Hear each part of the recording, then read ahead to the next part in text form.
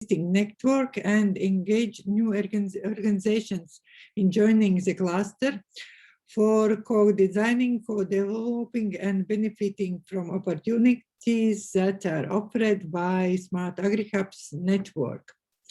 And the main target groups of today's webinar are digital innovation hubs, research institutes, agriculture advisors, policymakers, and relevant stakeholders from our region, as well as invited guests from other regions. And our event will start with a presentation, short presentation of our regional cluster activities. Then we are happy to now announce that our invited speaker, Aivars Lapiņš, agreed to present the digitalization of agriculture in global perspective. Aivars Lapiņš is the Latvian representative in Agriculture and Fisheries Committee of the OECD. Then the webinar includes presentation from innovation experiments in the region, describing their results, presentation of digital innovation hubs, and later on Raul Palma will introduce and say in updates from innovation portal. And Harald Sudmaker is invited to present the new updates of open calls, as well as, and at the end of the seminar will be a hands-on session about the application and practical guidance. We also included the success stories from Finland and Lithuania, and I wish you a very good afternoon for everybody. And please, Raul, it's your turn. Yes, hi. So thank you, Inga, and I am very happy to have all you on this webinar that we are producing with our colleagues here of the Northeast Europe. So I will just start very briefly introducing the whole context of the project in case of some of you are not fully aware. I'm pretty sure that most of you are aware, but I will just give, in any case, a very short intro to the project activities and what are we doing in general, so we can all be on the same page. So SmartAgriHubs, in short, is making an effort to consolidate and foster the European-wide network of agri-related digital innovation hubs to enhance the digital transformation for sustainable farming and food production. So this is being done by channeling and gathering expertise from three main areas and disciplines in the project. One is regarding the regional and sectorial expertise. On the other hand, we have, of course, a lot of technological expertise in the project. And on the other hand, we have also huge background and expertise related to business modeling. So all of this is like bringing together life to SmartAgriHubs. And SmartAgriHubs is based on 5 main concepts. The first one, of course, is Digital Innovation Hub. So this is like the core of the project.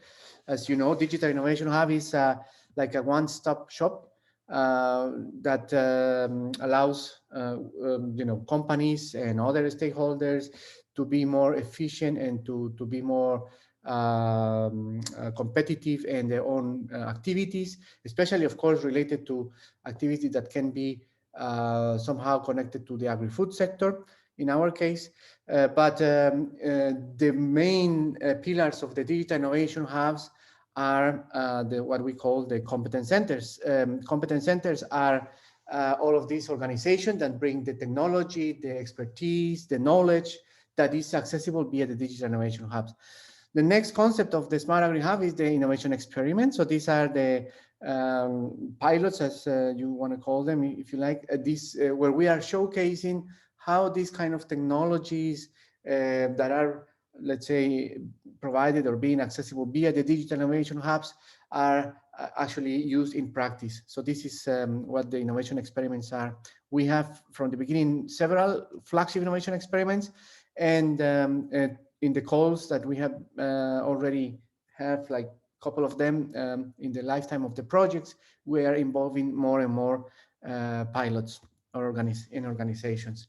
So then, of course, we have the Competence Centers, which I mentioned are the backbone behind the Digital Innovation Hub. So they are the organizations actually bringing this expertise or this knowledge or this technology that can be accessible via the Digital Innovation Hub. So they are just providing this, making this accessible, and the Digital Innovation Hub is making this spread it through many different possible customers or clients in this case, or that can be companies or other stakeholders.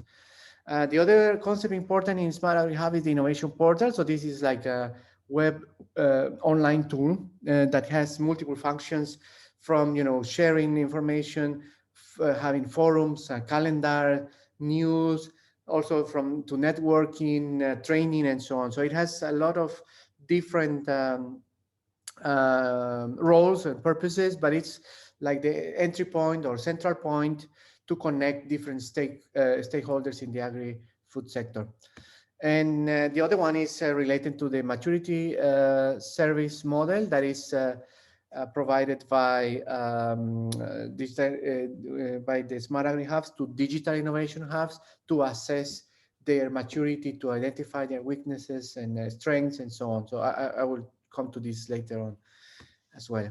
And all of them are just making kind of a network of digital innovation hubs, competence centers that are connected via the regional cluster. So SmartAgriHub is a very large project. So we have partners from all over the Europe.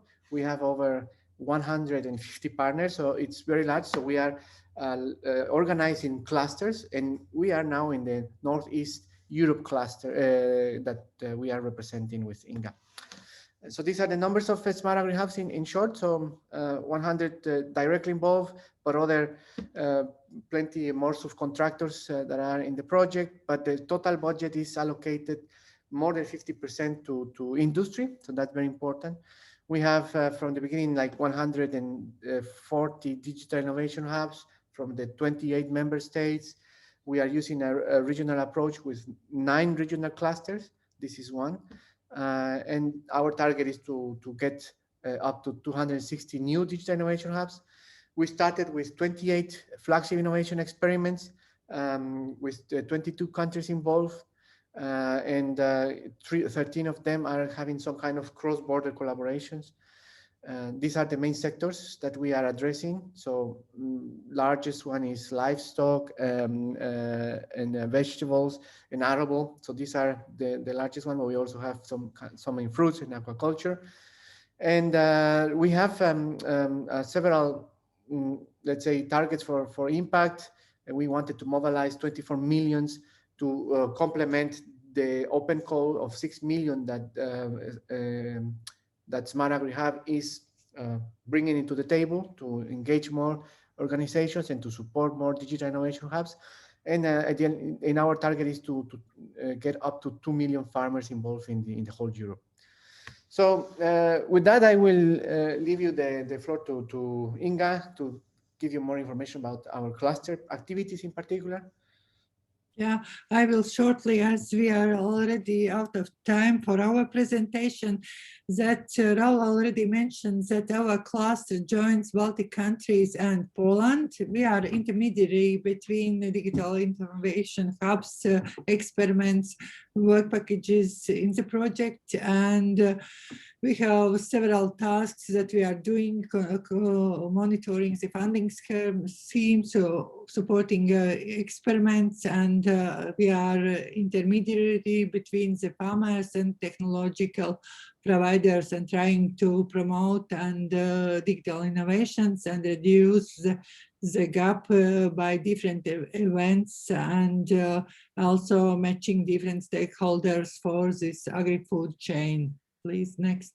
And that we are started with 11 digital innovation hubs. Now we have 14, and important role plays competence centers. It's increased for 13 numbers, and we are finalizing with 5 innovation experiments, which will be presented today. And here is the map is from the innovation portal. Later on, we'll tell how important it is to register in the innovation portal, where is also the database for a lot of interesting training materials and sharing of place of sharing experience. And digital innovation hubs, yes, it's a support system, and we are trying making connections and together collaborating for different events. Please next. And what are our main achievements? In the first project year, we are very happy about the events and meetings in present, which took place in Poland, in Brussels, in Latvia, Lithuania, in Berlin, and from 2020, the more events is in digital, and we are happy about the event project presentation in digital, in the event of training advisors for digital era, and also innovation, European Innovation Hubs conference. And Poland, in Poland was created new digital innovation hub and its activities in social media, newsletters, and we're promoting open call and collaborate with different projects, had the interview with the Undersecretary of Polish State and different activities during pandemic work. And yes, we started with the webinar tour last year, July. And also work with agri-food in Lithuania, in IOF project in North Poland hub, and participate organizations from Lithuania in Poland in the Respond Open Call, support experiments, and we have still to work till next year for implementation of regional cluster tasks. And the challenges we are and our tasks is to attract more digital innovation hubs and competence centers, probably also encourage their creation and development, and promote, encourage, support for DICS for apply of open call, dissemination of information of a project, and also enlarge and strengthening the network, addressing lack of events, and we're also facing that we are really happy that we would like one day to meet together and make mutual discussions apart from using online tools. Thank you very much. And for the next presentation, I would like to invite Aivars Lapiņš, and we are also from all our cluster team congratulate Aivars in his birthday today. Happy birthday, Aivars. And would like you to invite you for the presentation.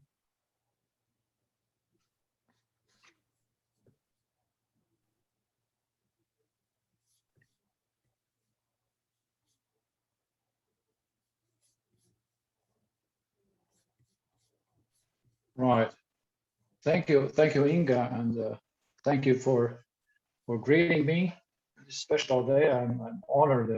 This comes as a present for me to give you some thoughts of the more global picture that I'm looking through in working in Paris at the moment, representing Ministry of Agriculture in the OECD. Thanks to Roel and for this introduction. It also gave me a very useful assurances of the information that I also already have got from searching the internet. And as you can see, the last page I visited just this morning was the IOF presentations webpage, where I participated as well, with a great interest in IOF final events. So confirming how much our ministries are also interested in what's going on in the smart specialization, digitalization of agriculture.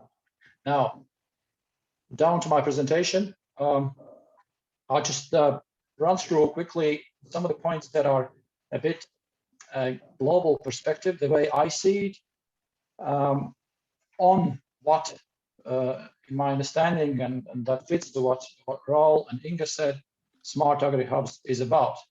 Now, the departure point of what I would like to do a bit of advertising to you is the OECD.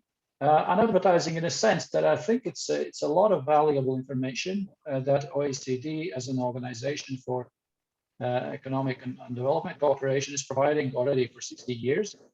And why this is useful and tangible and relevant is because here you see the members of the OECD, and that is quite a share of the world's economy, of world's trade. So it has an impact. And digitization and smart tech and smart methods of doing things together in a collaborative manner is one of the pillars of the OECD. So better lives through better policies. That's what the objective is. Now, a little bit about challenges and why I'm showing this is because, as you can see here, just let me choose the pointer.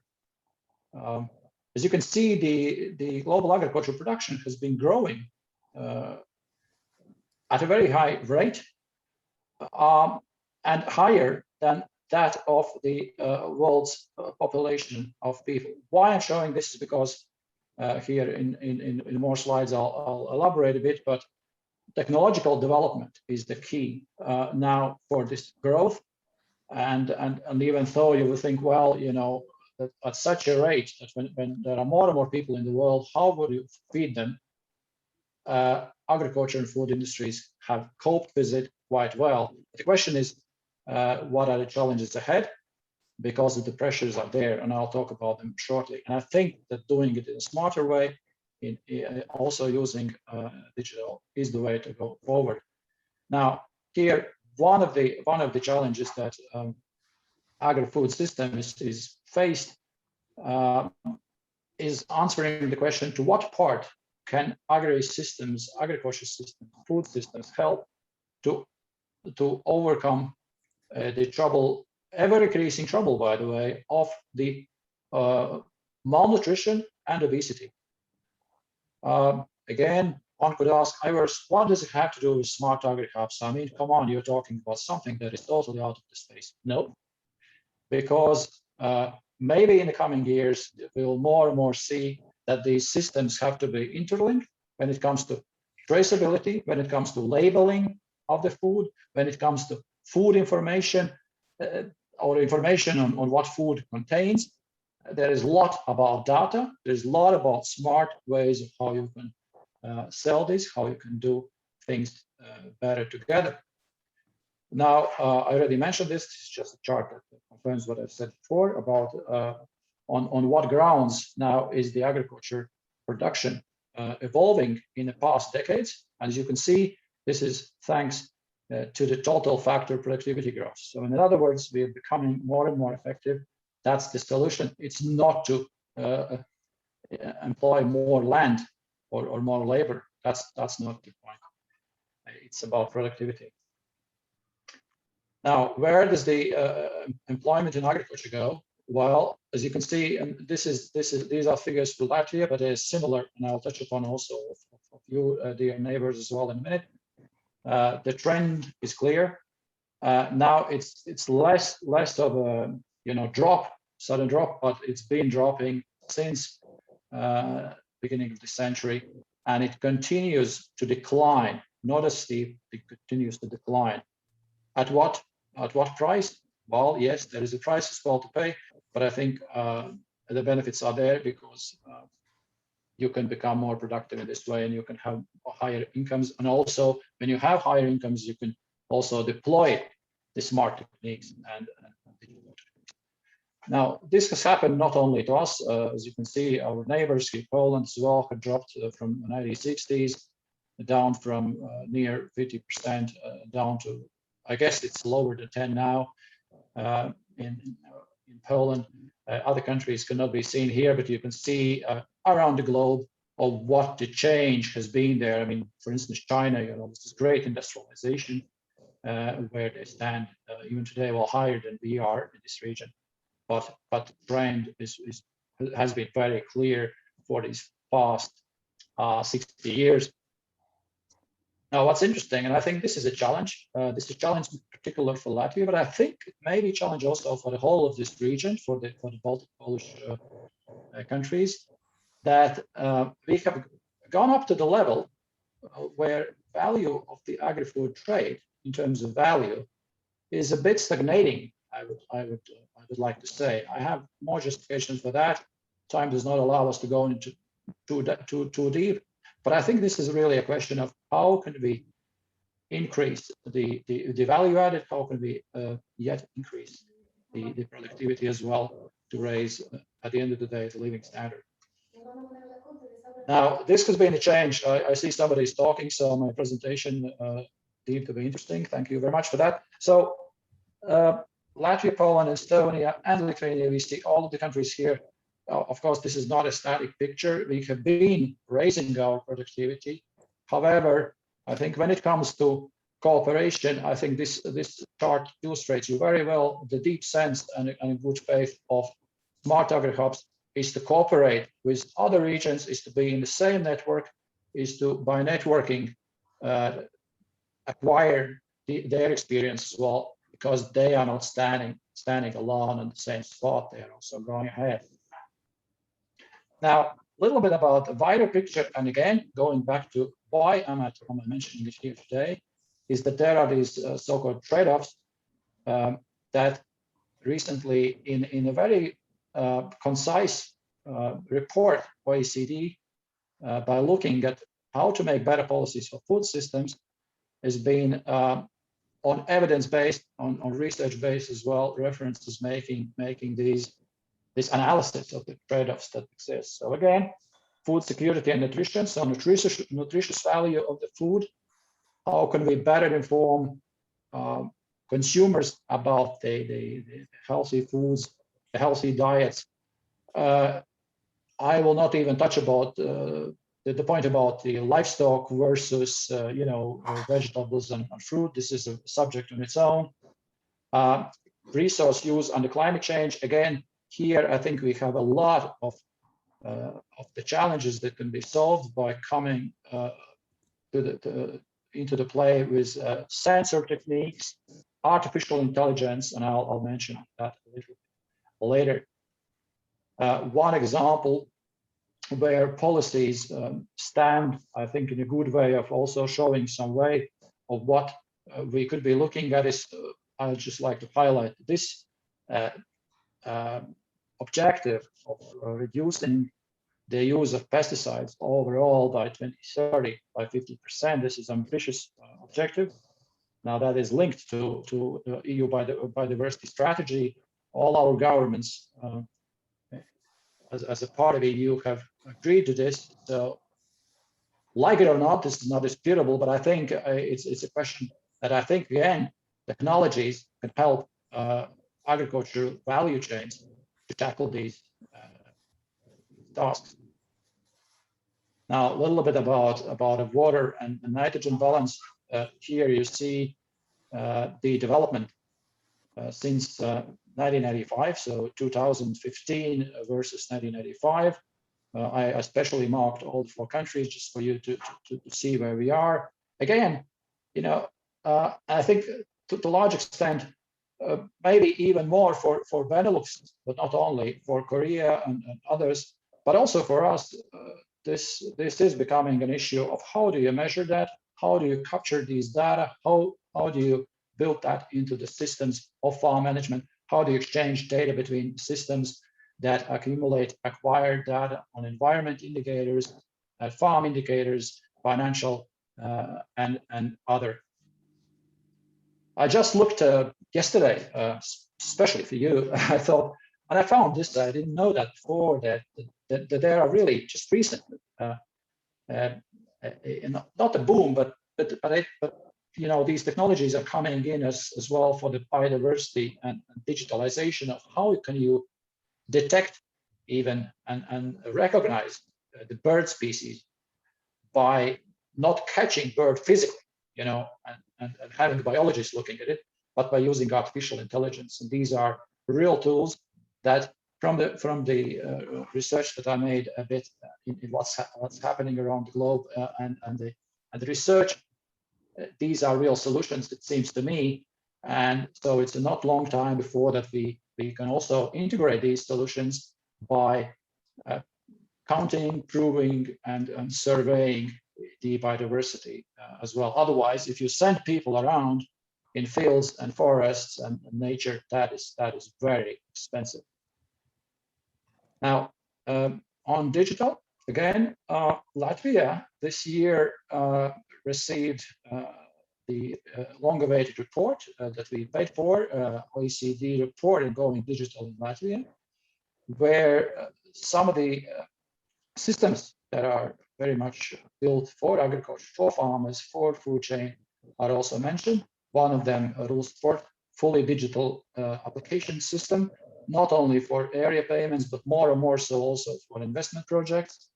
Use of big data by Latvia University of Life Science, for instance, where they used a big data from the Rural Support Service, the geographical information, the soil data, and other to analyze the models. And last but not least, the artificial intelligence and GIS used by our Latvian State Forest Company that together with industries in wood and forest business had developed the so-called LVM. So this is both for the computer server based and using artificial intelligence for forest owners, for industry, for instance, to optimize the logistics of how products are being transported. So you can save money, you can actually make savings here. And that's what it counts for business people, to see that there are savings from these new innovations, from these new technologies that are implemented. I think that it's the same counts for agriculture, not just forestry. And these platforms are also more and more utilized by outside forestry. That's why I say beyond. Now, again, something very fresh.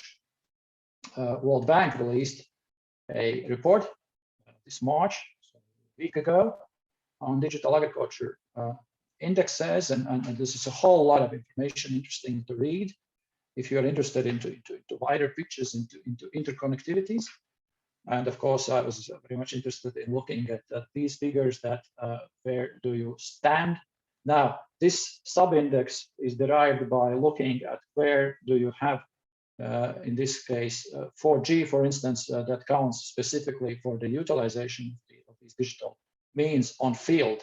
So whether you are covering all of the fields, all of the agricultural land by 2G, 3G, and 4G internet. So I think there is a lot of homework for some of us. And that's, of course, homework that is not simple. It's to talk to those who are responsible and key of doing these things. Now, here, this is a picture that I'm very thankful for the chance that I participated also in this Internet of Farming event, where CNH Industries representative showed these slides. So I think they are very descriptive. Here you can see that what kind of different players that farmer has to be interconnected with, different other businesses, machinery, contract providers, neighbors, their system admins, researchers, universities, the weather forecast, environment, as I have said already, as well. Not the biggest part of it, but however, very, very stringent part of it. That is different kind of regulations and reports, and of course the finances as well, the revenue services, what have you, and the advisory systems, of course, farm support management systems. So all this, and I'm sure that you'll be much wiser than me talking about the details and how to handle these issues, but I invite very much to cooperate to find solutions here.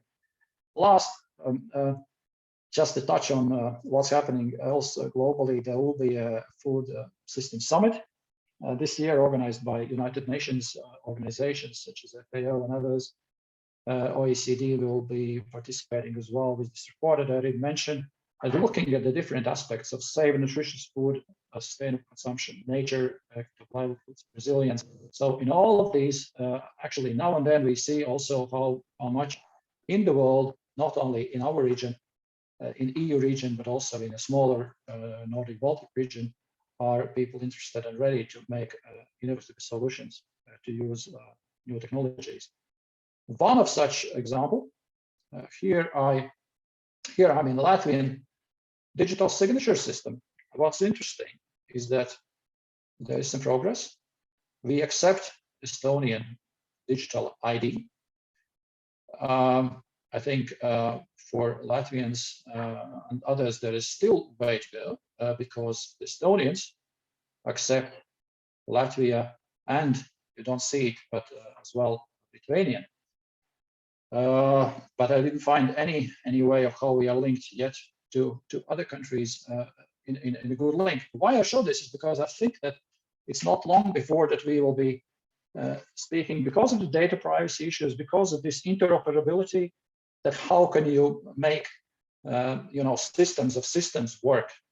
If you build a small tool, how are you equipped with understanding and using the language of these bigger systems? For instance, the smart authentication tools that I think are there already as an issue.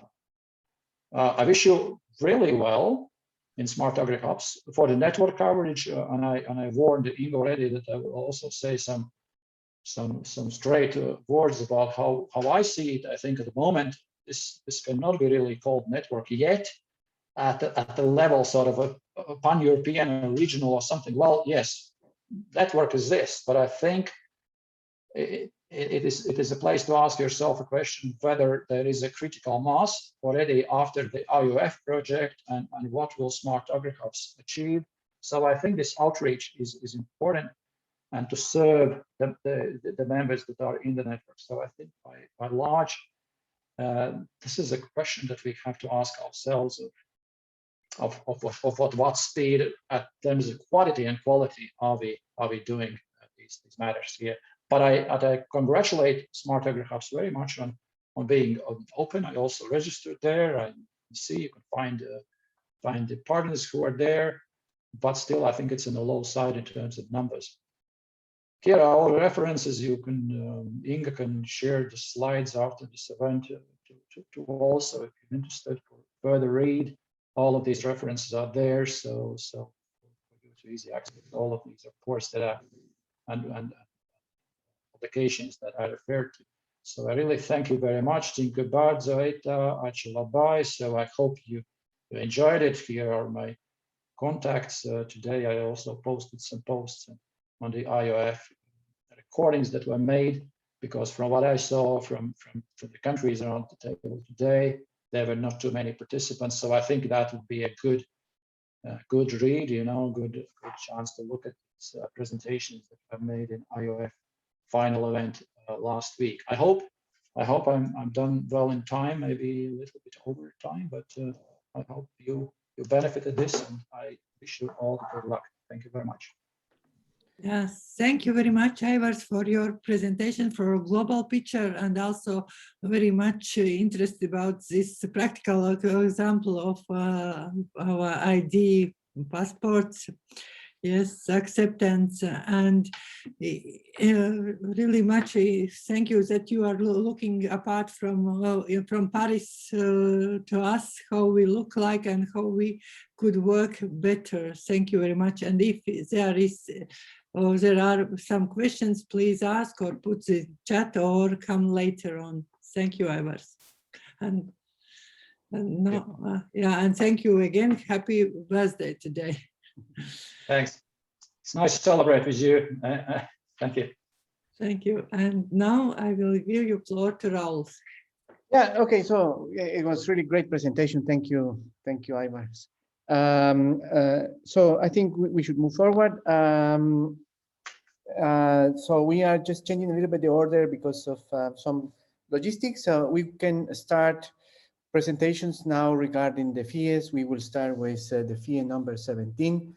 That is about the fertilizer optimizations that is led by University of Life Sciences here in Poland. And our colleague Tomasz will be presenting.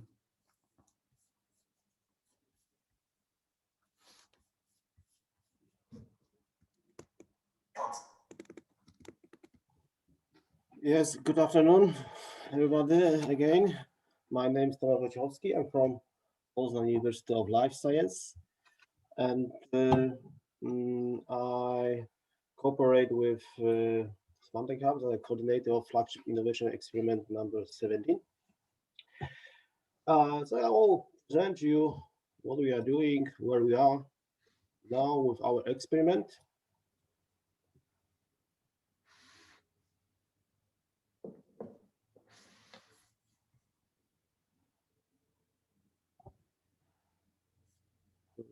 Here, I know my presentation is seen by you. Yes, everything looks fine. Okay. So our experiment number 17, we are focusing on fertilizers, especially in fertilizing in wheat, nitrogen fertilizing. And as it was mentioned before, we are part, of course, of SmartAgriHubs as a flagship innovation experiment with our partners. But of course, my university has other place in this ecosystem. We are a Competence Center, for example, for us for digital innovation hubs, which are prepared in Poland, especially the Agro Poland. So, but today I will say more about our innovation experiment. So, as I said, we are focused on fertilizers, but our general objective is to increase the adoption of precision farming technologies among farmers in Poland. Precision farming technologies, digital farming technologies, and of course, our idea to solve this problem is to develop decision support system which will use some data, public data, open data, which are already exist, and they will use it for develop advisor service, especially for nitrogen fertilization and soil sampling. Why those technologies we are focused in? Oh, I will give you some examples from let's say papers, magazines from Precision Agricultural Scope.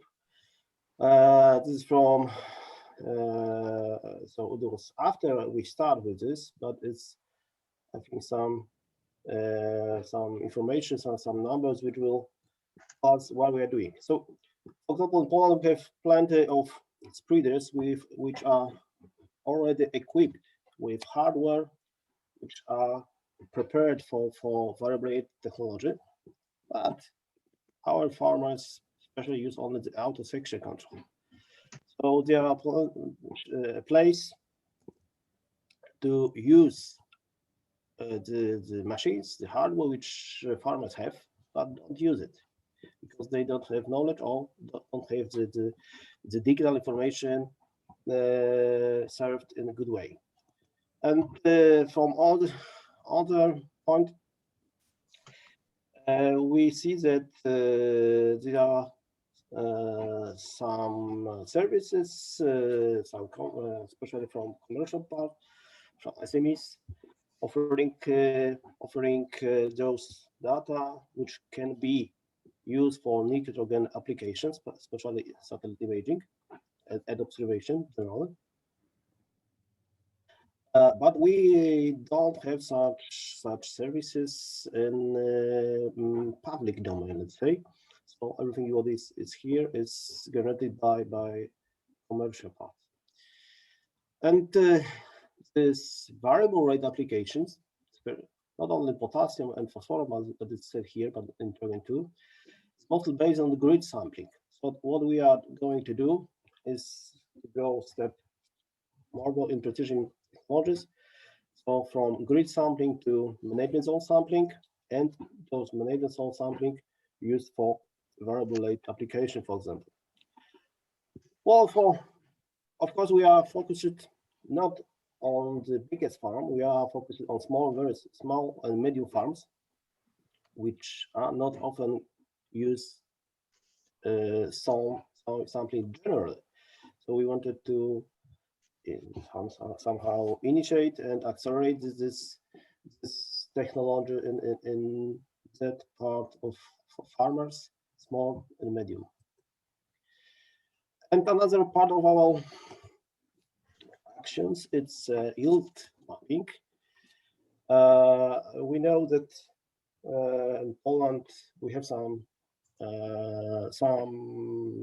harvesters we've already prepared and they're ready for preparing yield mapping, especially in grains. But it's still not enough. And what is the problem? The problem is special with calibration of the systems, with proper processing of the data. So we want to use the yield data not only as a yield quantity, but yield quality, especially the grain protein sensors, in our support system. So we work on agriculture data, soil, crop, and yield data. We wanted to prepare some advisor system management of application maps services, and then these advisor systems should be used in precision farming technologies, so in the variable rate integral application, and for managed zones based soil sampling. So this is our focus. When we work about, I have some sounds from. Okay, I will continue. So when we work on agriculture data, from crop data, we think about remote sensing. Of course, we use such technology like Sentinel, so open data, and of course from remote sensing from UFO observation. When we think about yield data, we're using our harvester with some software and hardware it was done already in our 2 years. So we did some recording during the harvest, the quality and quantity. And of course, the last year and now we are putting our digital support systems, which are part of well, I didn't say at the beginning, I think, about the partners. Yes, I missed it. So it is a part of from Wielkopolska Advisor Board. It will be probably part of something bigger admin platform. So as the typical agricultural farm management systems use of course this functionality, it's common, so the field information, crop information. What we prepared is two services which can be used for soil mapping optimization. So we are going from grid sampling to management zone soil sampling. And second service is using, for example, the ad observation data, preparing management zone. Then service which will prepare for the farmer the application maps, nitrogen application maps for different doses, so from first, second, and third doses. And at this point, we are implemented our prepared algorithm for the systems. And for now, in this year, we are at the point of algorithm validation. So we have our managed results, which are already put in the board computer of tractor and spreader. And we are testing our 3 different algorithms for first second and third dose of nitrogen. And that we cooperate with Kun Polska and Johnny Polska. So we can validate not only how it's work in the field, but how it's work with machines in real technological condition. Of course, this validation, this is what we wanted to do in these years. So not only algorithms we validate, but the platform. So the first steps, it's something that will be done, I hope, in next month. So it's validation with agriculture advisors from Wielkopolska Advisor Board. And second steps of validation is platform validation with little farmers, because this is the end users information, the feedback from this part, this validators are very important. And as a flagship innovation experiment, and I will introduce the partners at the end, which I missed at the beginning, which are two public bodies, my Poznań University Life Science, the Regional Advisor, Agriculture Advisor Board, two ITC SMEs, Native Tech and Avon, and one is me, specialized in remote sensing in agriculture and observation, AgriWatch from Kingdom of Netherlands. So as a fee, but as a partners, as a competence centers, we in last year, maybe in this year, we cooperate with all the, let's say, initiatives which are connected with digitization of agriculture. So the course which was done by ICT Agri-Food Element co-found, our Polish founding institution, or something what is happen now. So we are trying to start in this digital hubs in Europe, and of course this is for now it's a part of regional, national level classifications. So we will see what has happened.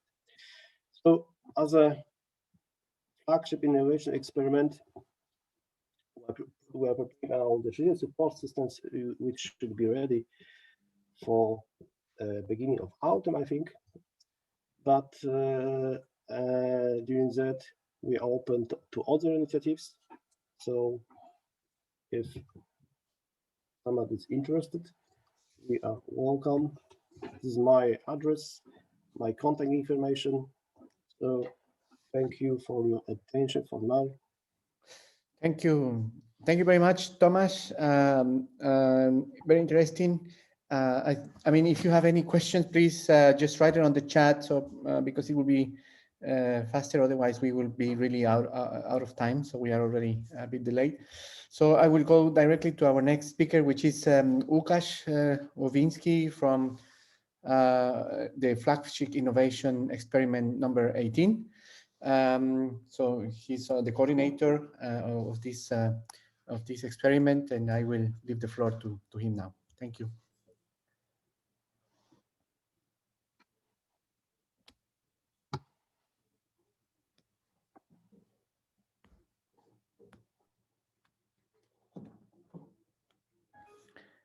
Okay, did my presentation are available? Yes, we can see now. Okay, thank you, Raul, for the invitation. What is it? Okay, my name is Łukasz Łowinski. I'm representing Łukasiewicz Research Network.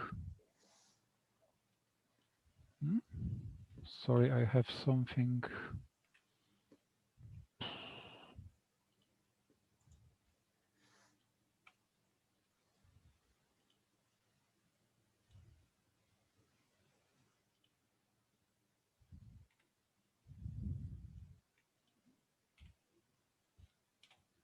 Okay, now it's okay. My name is Łukasz Łowinski, and I'm presenting FIA number 18. It's about autonomous greenhouses. I'm representing Łukasiewicz Research Network, Industrial Institute of Agriculture Engineering.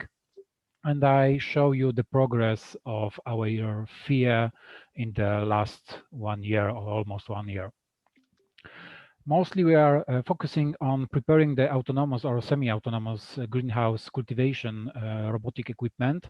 It will be also developed by the implementation of AI and IoT components like sensors for collecting the data about the humidity, about the soil change, also about information about the weeds, which will be also fight on, and we will test it in the near real conditions and in real conditions. This is our main objectives in this FIA. Now we are after the first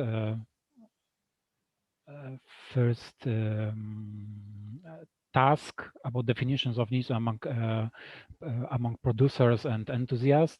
We are faced the stage 2 of this FIA to build the prototype. Mostly we are preparing this as I show in animation. It will be like a CNC module working on the crops, different crops. We are also prepared this to the part of smaller and larger production. Mostly we are testing it as a prototype in our laboratories, and we perform also semi-real or laboratory testing of the software and after the equipment. This test mostly work on the preparing the stages of plants when we split our laboratory field to two different parts. One part is about we are preparing this to be watering normally as a raw watering, and the other part as a mirror mode, it was watering by the robot system. We also use many kinds of plants, mostly lettuce, onions, radish. We also use okra, broccoli, and if I remember, it was also a pepper, like something like very harsh. We have field conditions. Of course, it was not fully real because we have in laboratory, so our watering and light was not optimal, but we still have plants to grow, to focus on the grow, and we are also prepared information or test to how we may reduce the watering. And it's differ between in the 4 week of test, it differ between the 51 and 40% between the raw watering and robot watering. This is our saving in water. So this was even bigger amount that we are we are focusing on the beginning. And the radish was quite really good, maybe not fabulous in the shape, but very good and organic and healthy when we eat it. We are also prepared the pilot constructions for our pilots. This is, you may see the frame when we are providing for our pilots, because pilots we have in Portugal and in Poland, so we differ between the production facilities and from the enthusiasm, because the locations will be different, each one will be different, and we are still developing the AI components to establish almost fully autonomous working for each different kind of plant. So this is why it took so long, and we also face many COVID challenges. And as I mentioned, this is something what was very frustrating for me, because the element price was higher than we are on the beginning forecast. Availability of elements, it was terrible, because if we want to achieve something from China, it was terrible to achieve that. Delays of delivery was more than half a year. So this is how the pandemic hit us, and this is why we have a little bit delay in this project. But I hope we'll achieve our goals to the end.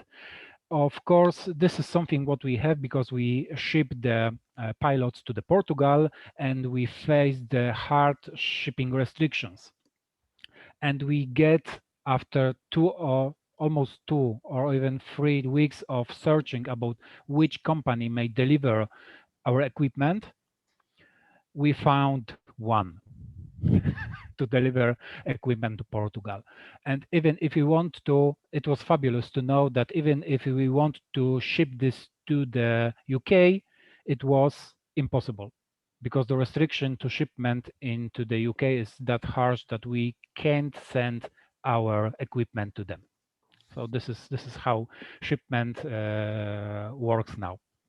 Of course, we faced also some difficulties in finding pilots, because some of the users on the beginning, what was, how to say, very positive, with the very positive attitude to be a pilot. Then after the COVID, they have high health concerns, and some of them resign. But we're still going on, and we established the pilots. And in the next presentation, I will show you. After, of course, few months, I will show you how it works on the pilots cases.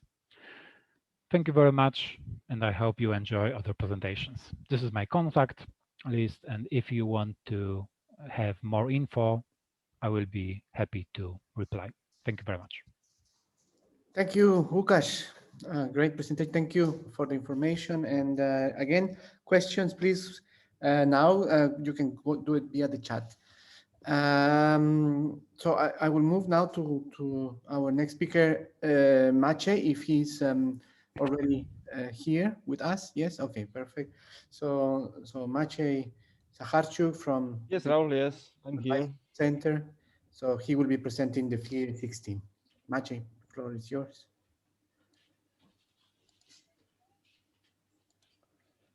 Yes, thank you, Raul. Can you hear me? Yes. Okay, thank you. So the flagship innovation experiment number is this is about implementing e-services using drones for quantity buyer. I mean small and medium farms. We work on this experiment. I mean, I represent Wielkopolska Agriculture Advisory Center, and we have one partner. This is notika. This is small medium enterprise from Poland, and we work with farmers. So we have 7 tasks from the beginning, from the analysis of solution, making user requirements, market definition, plan of services to be implemented, through the designing the service using drones. And next, the implementation of these services, including hardware and software, of course. Then we tested this in farms. We had 2 seasons of test. First season was in 2019, and the second season compared to validation of the final version of the system in the last to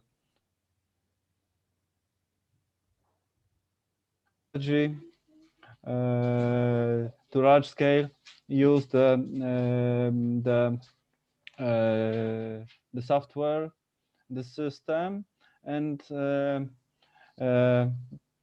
all these 6 tasks was ended in the last year, and we now have the last task. This is dissemination. We plan to end this our experiment on June this year. So finally, we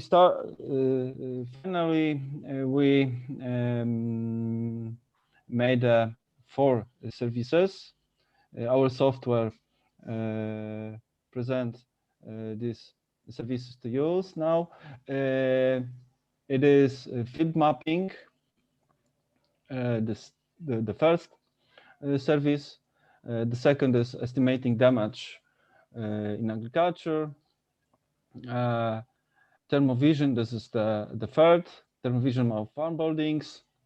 And the last one is performing biological treatment. We test one example, so to control the corn borer using the drone with applicator. We also developed entire process to these services, from the farm request up to the advice. So the result. So we made this services as advisory services. So we think that the drone is only tool to advisory services. So we use these tools, but the result of the services, all services, is the advice from our advisory center to the farmer. We made some software. First is the application for farmers to report and service requests. The second is application for advisors and the flight teams to handle these farmers' requests. And we also made some of APIs for connection this software, transferring data between application, and we can only also use it, these APIs, to integration with other systems. One of presentation today will be also about it, how we connect this experiment results with, applications with external software. The hardware that we use in experiment, some kind of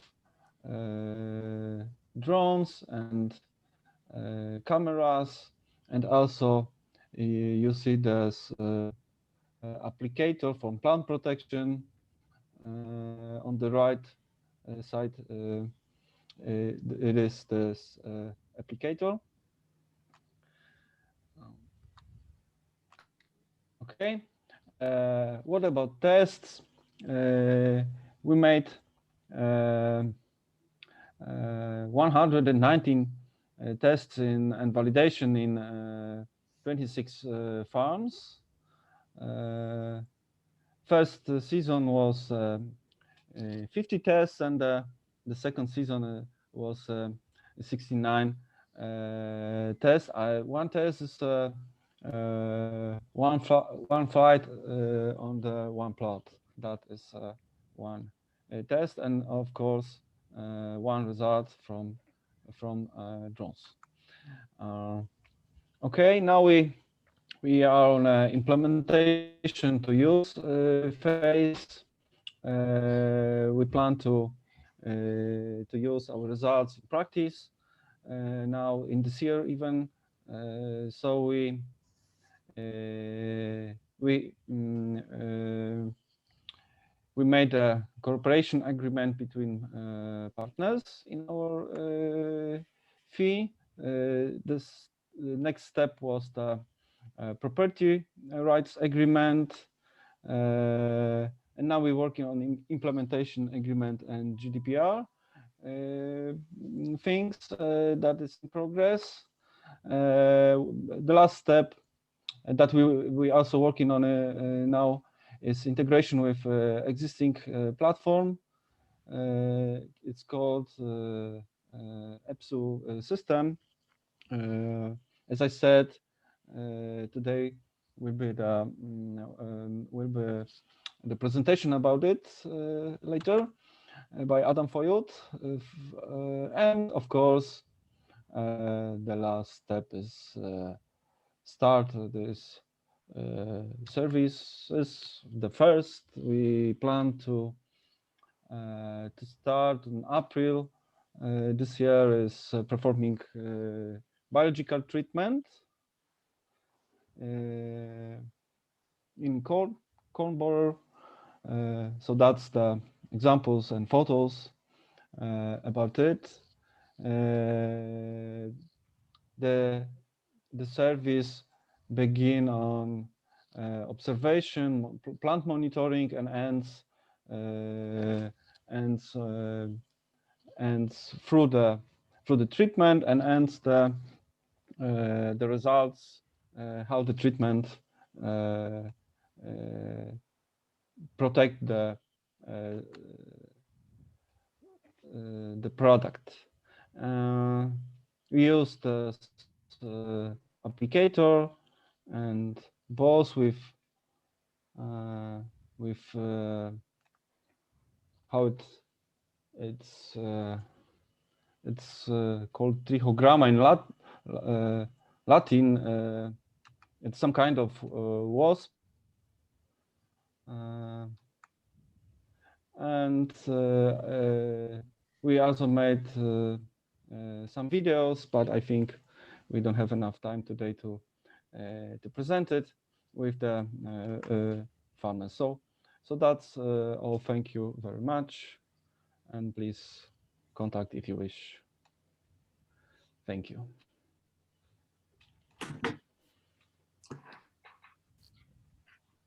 Okay, thank you very much, Maciej, for the presentation. Now I would like to ask Peters Bruns to present the experiment number 19.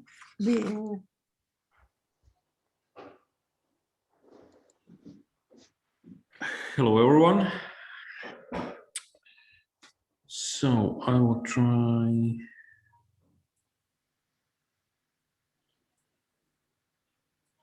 I can't share my presentation.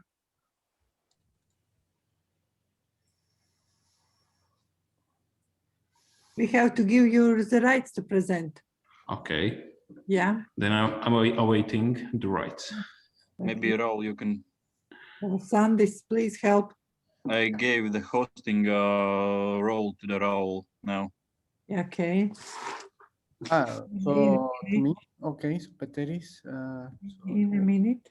Just in the participant list, find Peters Bruns. Yeah. Yeah, it's all right. Yeah. Can you check now, Peteris, if you can? Okay, thanks. Now I can.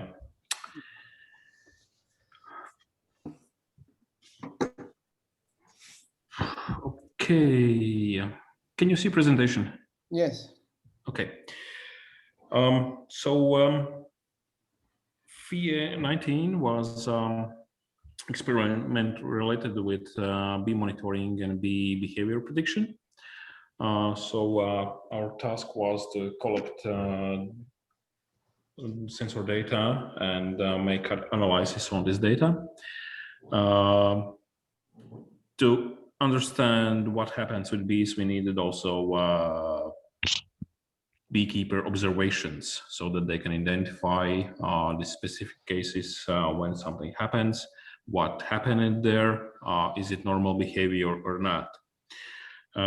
Based on that, we built a triggering and notification system. that was the main goal and task, how to go forward. We collected different requirements from users, implemented the platform, aggregated a lot of different data. One of the data users were really happy to see and use was field data, where is planted different type of crops, and it was indirect, something like an indirect use case, which was not initially predicted, but it was very appreciated by beekeepers, that they can plan where to allocate apiaries based on planted plants. The next step in the future is to implement a system and make available also forestry data, because at least in our region, bees are gathering very much honey from forests. Yes. In general, all the process was something like a typical software implementation process and development process. Training with end users how to go and implement, and what is the needed things. So we made a few workshops. Unfortunately, since 2020 spring, it was not possible to make any new workshop, at least in Latvia, and at least it was very limited possibilities, but we tried as much as possible.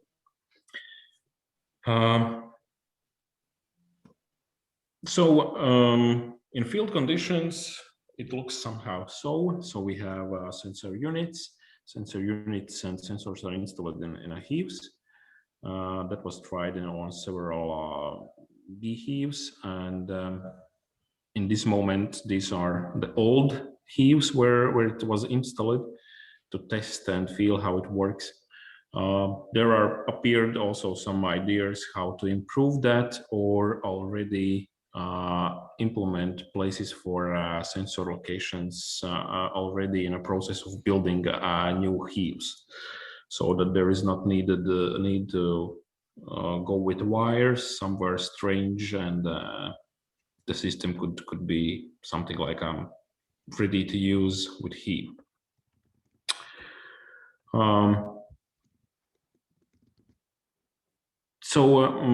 From early spring of 2019, we have installed nodes in hives, so started to collect sensor data. Agreed with beekeepers, and they made some extra monitoring of each of this bee family. At the beginning, we made higher and more intensive measurement of sensor data, so gathering, so that we feel better how much to measure in real life. Task for beekeepers was to stimulate bees on swarming. That was one of the ideas which we wanted to see how it happens, and can we catch any anomalies in measured phenomena. In normal case, that's something what beekeepers doesn't want to happen. Unfortunately, in 2019 was pretty strange year, and even with stimulation, we didn't succeed to make swarming. Therefore, we continued all around the year collecting of data, also in winter time. In winter time, we reduced the intensity of measurements, but also that was interesting, and we collected some data which we can use for beekeeper notification in cases when in early spring starts in some moment high temperature increase and fast drop, which means that bee families starts to die.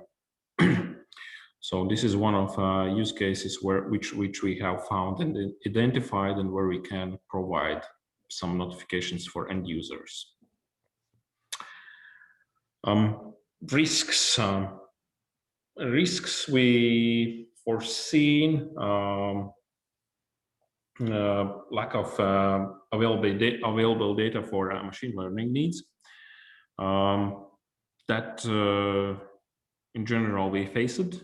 There was not satisfied the need of measured data amounts, and mainly related with lack of sensors and hives with installed sensor units. But in this moment, we are still gathering the data, collecting them, and we plan to go forward with this type of analysis. To avoid risks on this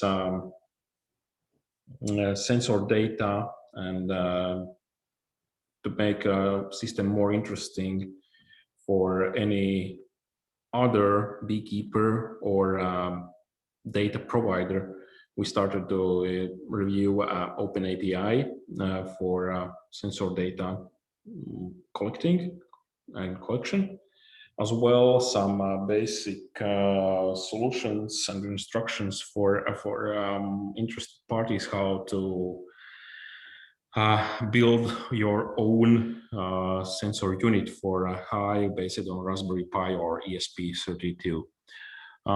This work we started at the May of last year, but unfortunately we needed to stop due to COVID pandemics. There was problems also with the units we could get in that moment, and in this moment it is something like still in a plan.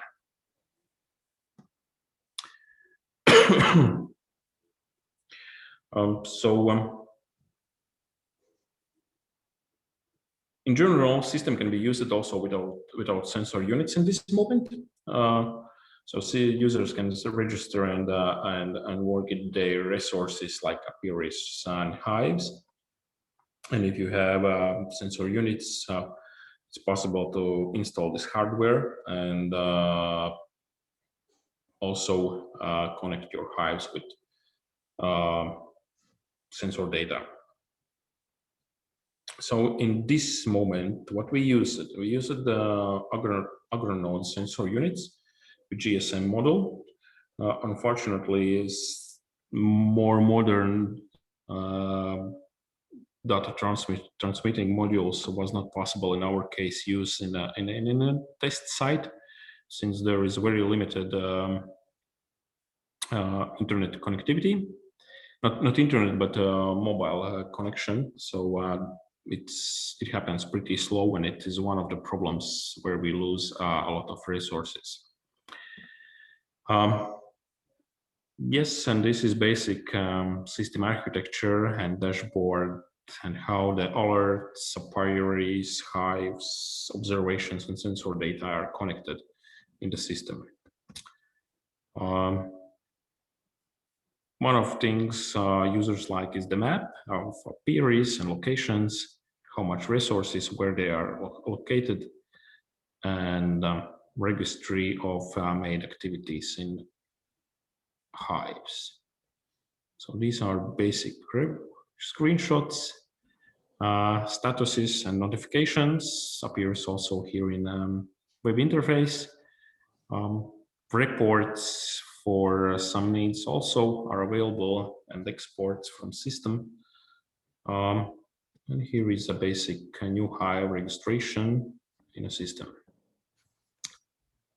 Just basic samples. And here we can see sensor data from hive. In this moment, this is one hive with four temperature sensors in different places, so we can see where in a hive is what kind of temperature. The general thing we in this moment have identified that in general in a hive is enough with a single temperature sensor. There is not need for more of them. So it's enough with one on the top of hive. So that already is enough representative for analytical needs. So thank you.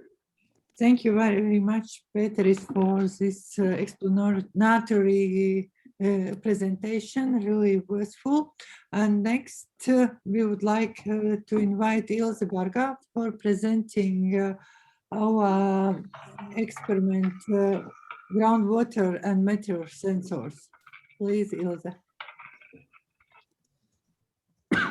Okay, thank you.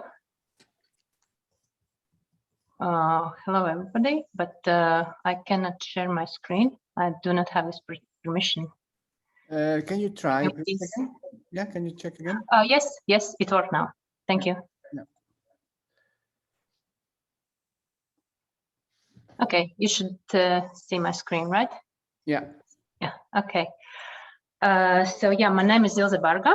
So I'll present flagship innovation experiment 20. And it is related to groundwater and meteor sensors.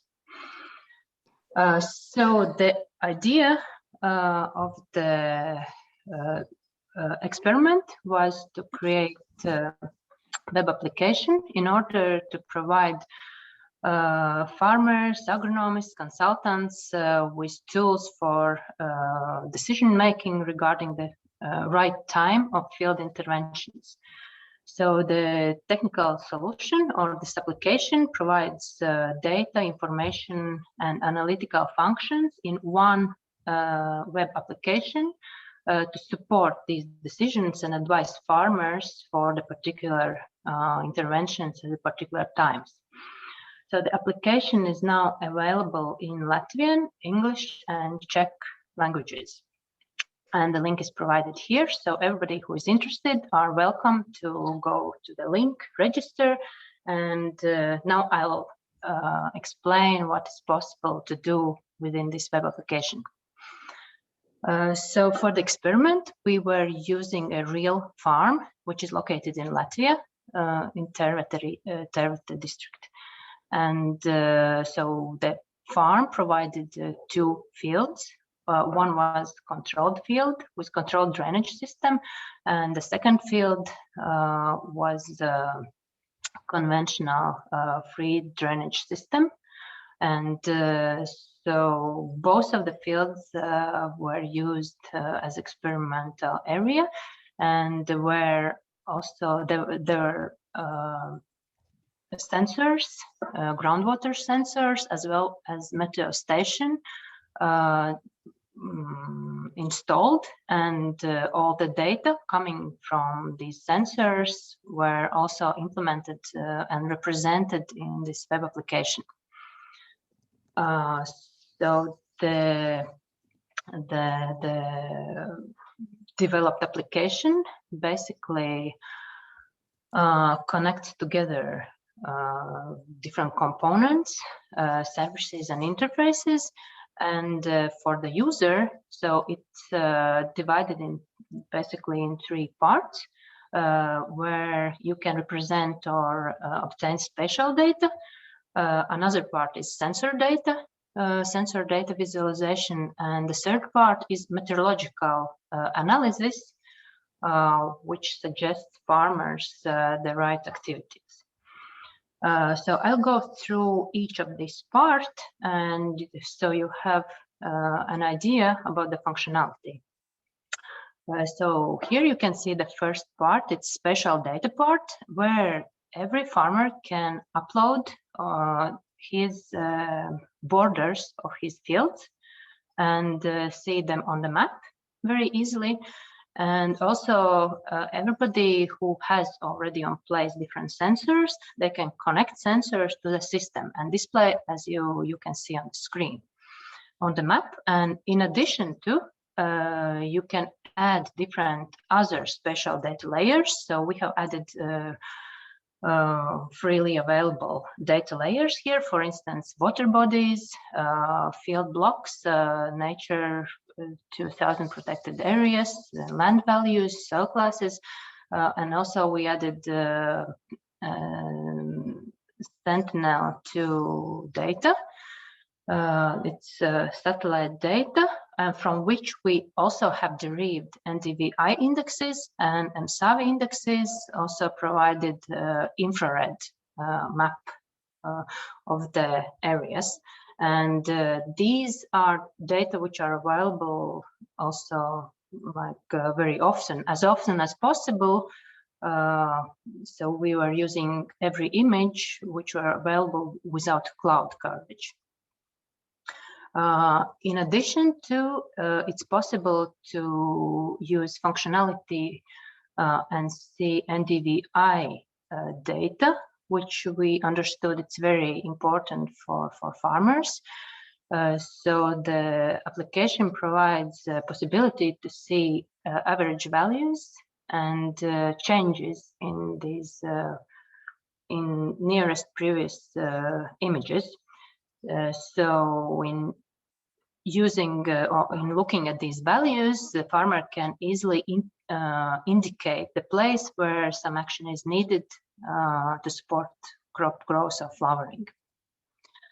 The second part of the application is sensor data visualization. So you can see here visualization of meteorological station data and also soil and groundwater sensor data. And the sensor data is displayed in graphs. Also, in our case, the data was available in 12 different depths and provided all the parameters which sensors were providing here on a map and in graphs. And the third part is meteorological part, where based on meteorological data, different analyses are derived. So one is the weather forecast for 14 days. So trafficability, here you can see that it's the system suggests you just click on a map on your field, and for that point particularly the system suggests where are the best time for instance when you can drive your tractor on a field. Similar analysis provided for best sowing window, and similar analysis for spray window, suggesting, for instance, when you see the green color, it's the best day, for instance, of the week when conditions are good for doing the spraying. Also, the frost risk analysis included in this application, protected territories, which means that you can yourself define buffer area of buffer zone in meters. And in this case, you can avoid, you can like clearly see the border where you can better be careful with fertilization, because, for instance, the water body or the water is very close to your field, and so to avoid some fertilization, it's better in these areas to avoid some pollution. And the last analysis type is fertilization maps, which are based on yield potential data, which is again obtained for these particular fields over 8-year period of imagery analysis. There are Sentinel-2 data as well as Landsat data used for this yield potential data. And as a user, you just enter 2 parameters like fertilization method and total fertilizer application per hectare, and you get this fertilization map from the system. Okay, here you can see the partners of our experiment. So the Vilciņa farm from Tervete, then Zemnieku saimā, we are like coordinator of the project.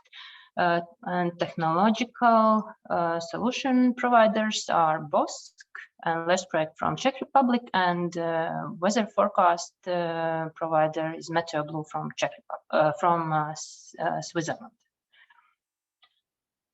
So thank you very much for your attention. And if you have any questions, please feel free to ask. And if you are interested in this application, I welcome you to register and just connect your fields, connect your sensors, and benefit from this application. So thank you very much. Thank you, Ilse, very much for the presentation. Yeah. Thank you. There is one question from Linda from Agriculture Rural Advisory and Training Center. Are we using only farmer sensors for collecting metadata, or we have cooperation with Latvian Meteo Center? For the experiment, we were using only Vilciņi meteo station. And from the MeteoBlue, we got the meteo station data from the company network, the company's network that they have. Yeah, thank you, Ilse. Yeah, it was initially planned from in the project application, but of course we can develop further suggestions in the future.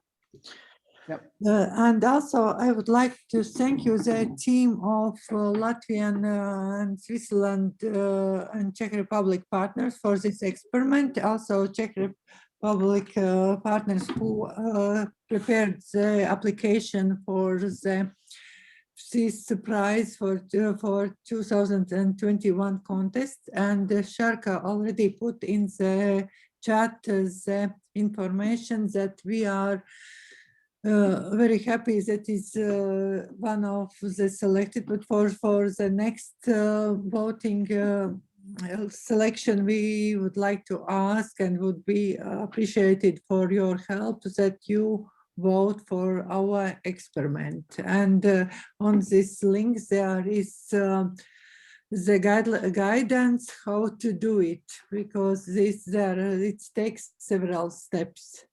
Thank you. Okay, and so thank you everybody for all the presentations. Very nice presentation from the FIES, a lot of things done. I think we are of course delayed, so I will not ask Harald to wait. I think Harald will be now taking like a normal time for his presentation, so I will skip the presentation from SmartAgriHubs updates from my side, and I will give the floor to Harald to start with the presentation of the open call, which is one of the most important also aspects in this webinar. So if Harald is online, yeah, okay, I can see him. So Harald, the floor is yours, and thank you very much for joining us. Yes, Raoul, thank you very much. Then let's share my screen. One moment, please.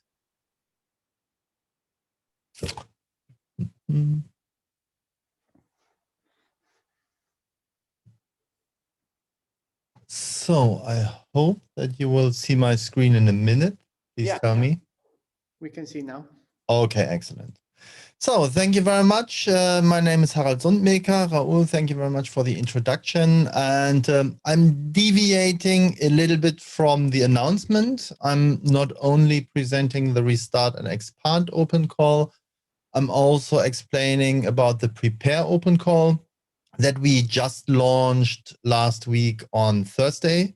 So this is a very new one, and I will also say something about that you can also get a notion on this. And what we said, and also when preparing this session with Inga, we said, well, there might be several questions. Also, one thing is the main messages of the open call. I think everybody can get an idea, is this relevant for you or not? And then we will also have at the end of the workshop today, I will stay and then let's sit together if there are additional questions, and I will also talk then a little bit more about how to prepare a proposal and so on.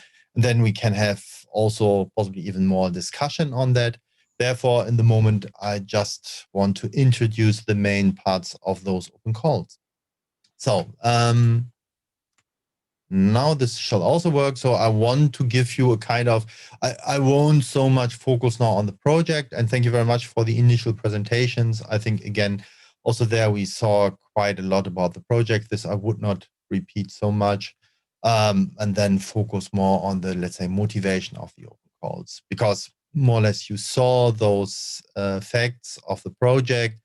And also what was said before about the network. Yes, indeed, we are growing this network, and we are just at the stage where we are. And exactly that is the exercise also of SmartAgriHubs, to be at the forefront of this initiative. And also when you're looking at the map, that is the start. And therefore also with those open calls I'm talking today about, I want also to, let's say, show that we are open and we are inviting also others to join us, which are not yet member of those open calls, and even extend that. So that is also the basic idea of the SmartAgriHubs project itself, that we're not just talking about technology innovation. That's also, let's say, what we want to support. However, we see the community as a key prerequisite of doing that. Therefore, yes, as we know, when we are talking about a lot of technologies, what we also saw, and thank you very much for showing the innovation experiments before, interesting topics you're addressing there. I think we have usual topics there, and we all know it's usually about decision-making, about business, consumers, and about food integrity. At the same time, we're asking us about public decision-making, about all those topics which are more and more coming to our agendas, and also the different parts in the agri-food chain are getting more aware of. Even what we're hearing, how sensitive we are nowadays about fertilizing, pesticides, also about consumer health, and so on. What we saw in the beginning on obesity. So we are really thinking nowadays more and more in new directions. And then we think that technology is rather an enabler, but well, it's not just the technology, as we all know. And therefore, I think we need to be clear, we are somehow in an innovation dilemma. I think we have some stakeholders which are very advanced, which are using latest technology, which know very well what works, but what does not. But there are also a lot of which are, well, it's not that they're not willing, but it's also this dilemma of, well, does it really pay back? So what are really the available solutions? How can I master those solutions? What are the costs, the benefits? And at the very end, also the potential pitfalls. And I think this is also something where we as SmartAgriHubs as a project see this as a strategic objective. So how can our network and our community, so it's not you or me or Raul or Inga, it's rather how can we as a community help ourselves and help the group to make really digital transformation where it really pays back, where it really makes sense at the European level, really feasible. So that is, I would say, our basic objective. And then you saw already some slides before. I would like to highlight on an additional slide the idea of the project again. Yes, we have what you saw, those flagship innovation experiments, or if flagship or not. Well, we are looking at innovation experiments, which we want to support, which we want to realize, and where we want to provide and enable them with coaching, with technological support, that they really getting to know what are the next steps they shall approach. And we see in this, let's say, picture, we see the role as digital innovation hubs as one of the crucial ones. And we really want to learn to which degree digital innovation hubs, which are usually located in different regions, how can they support the realization of innovation experiments? Therefore, when talking now about the open calls, the digital innovation hubs are the focus of our open calls. So we are focusing with the support we are providing from SmartAgriHubs and with the funding on the digital innovation hub. That the other stakeholders on this picture can use those services for free. Therefore, yes, we want to strengthen the cooperation and the network structures by funding the operation of the digital innovation hub. That is more or less the baseline idea of the open calls, which we are organizing in SmartAgriHubs at the moment. Therefore, when getting back to this slide, I don't want to go in all those detailed services. What I here want at first to highlight, a digital innovation hub is a role. whatever organization and whatever usual business model the organization is doing in daily operation.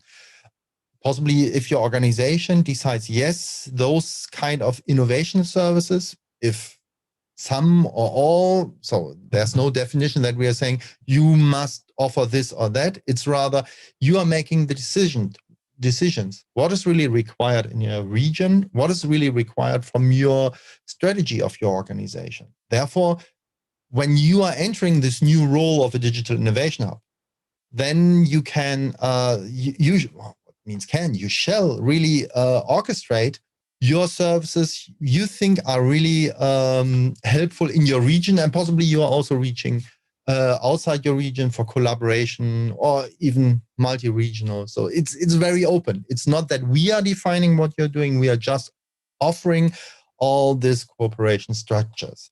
And that is really the basic objective what we're addressing. Therefore, to summarize that, in the open calls, the SmartAgriHubs provides the funding to the digital innovation hubs. So the digital innovation hubs can be those regional partners for innovation.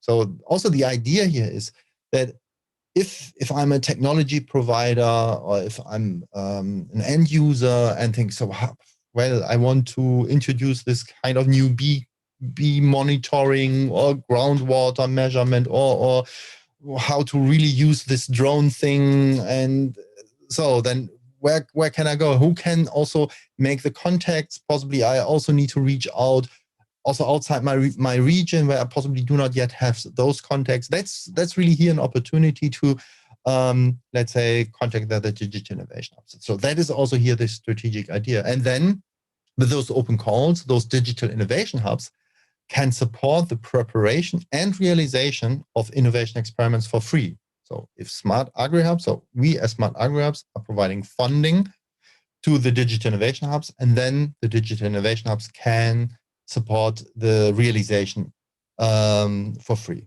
So, and then as a very end, we consider those digital innovation hubs as a node of a European innovation network.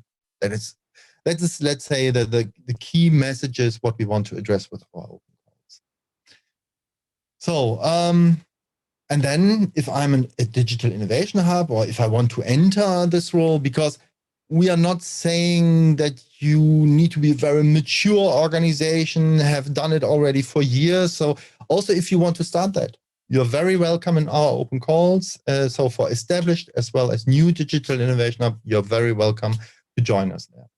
And then what we see, the development, setup, offering, provision, test, and validation of the services which a digital innovation hub is offering is supported by SmartAgriHubs. So you want to improve, you want to develop something new, you want to extend, all that can be covered with funding from SmartAgriHubs. And those costs of a digital innovation hub are covered either by 70 or 100%.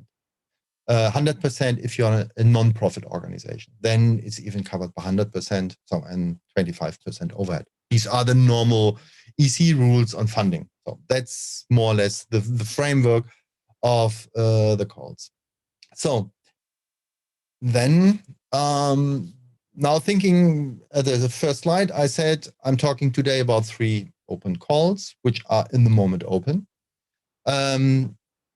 Therefore, I made here kind of, let's say, decision chart. The question might be, we are talking all time with this innovation experiment. So do you have at all an idea about an innovation experiment? Is there a need already? Or you said, yes, I would like to push my region, but we possibly did not really establish that yet. So if this is the case, so there's no concrete idea for an innovation experiment, possibly you would like to go for a hackathon. You would like to find new ideas. You would like to bring stakeholders together. You would like to really bring them at the table, or a datathon where there are some equipment manufacturers, some technology providers, some end users, some students, some whatever, let's say developers. And you would like to bring them together really to find what is really required here in my region. And this would be our restart open call, where we think, yes, this might be a tool also in the science of the pandemic in the moment. There we also started with this idea, how can we restart also their certain operation? Then this might be a start. for proposals. So if you have already an idea, thinking, yes, oh, this about water, about greenhouse stuff or whatever, yes, there we would like to start working on. However, then you might ask yourself, do I have already a complete team? Is it clear who will cover which resources for the experiment itself?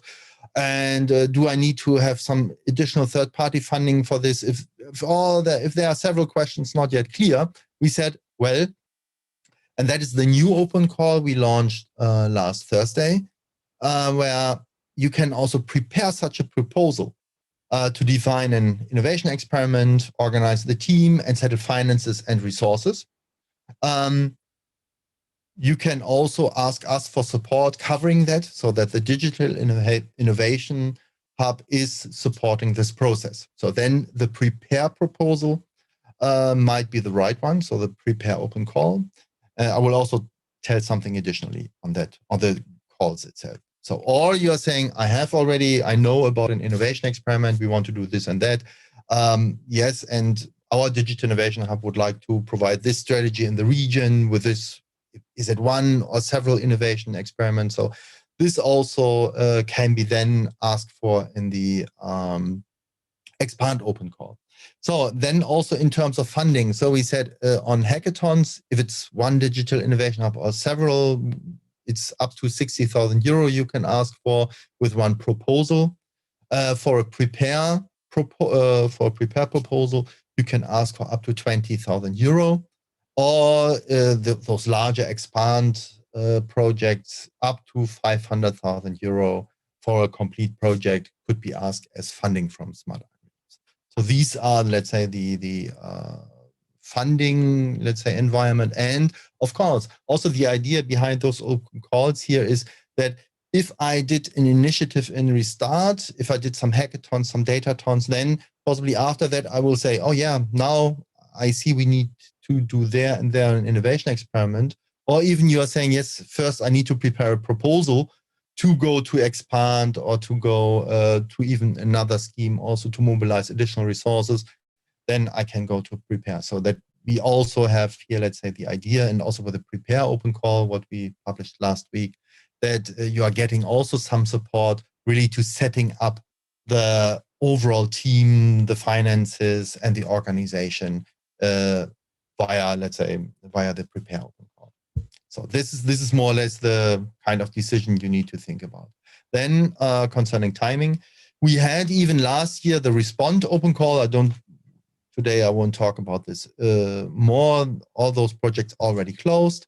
But this was also initiated by the COVID pandemic. However, still open is the Restart, Expand, and now since last week also the Prepare open call.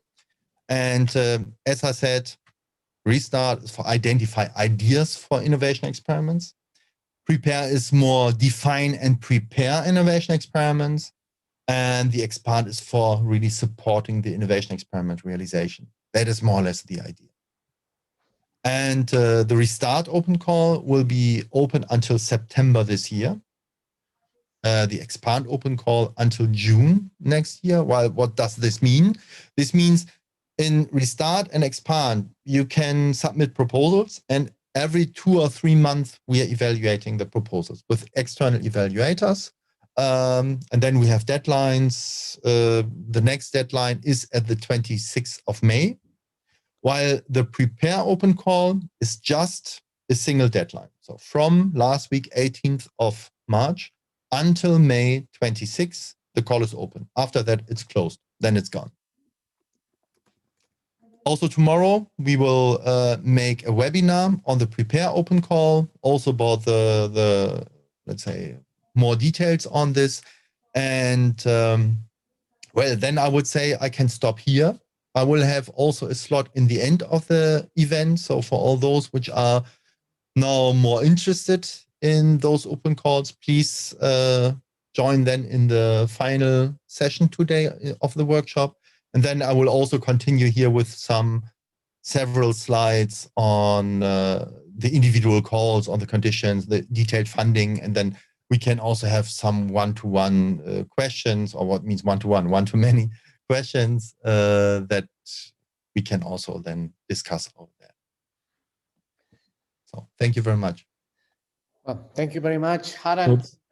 It's yeah, great information for everybody here. A lot of things to discuss.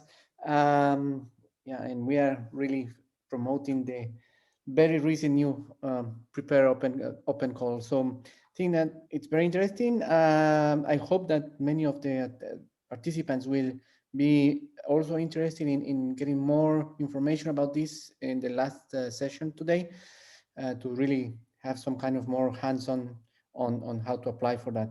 So for now, we are going to make the break. As you know, we are a bit delayed, but we will try to at least give 10 minutes of break.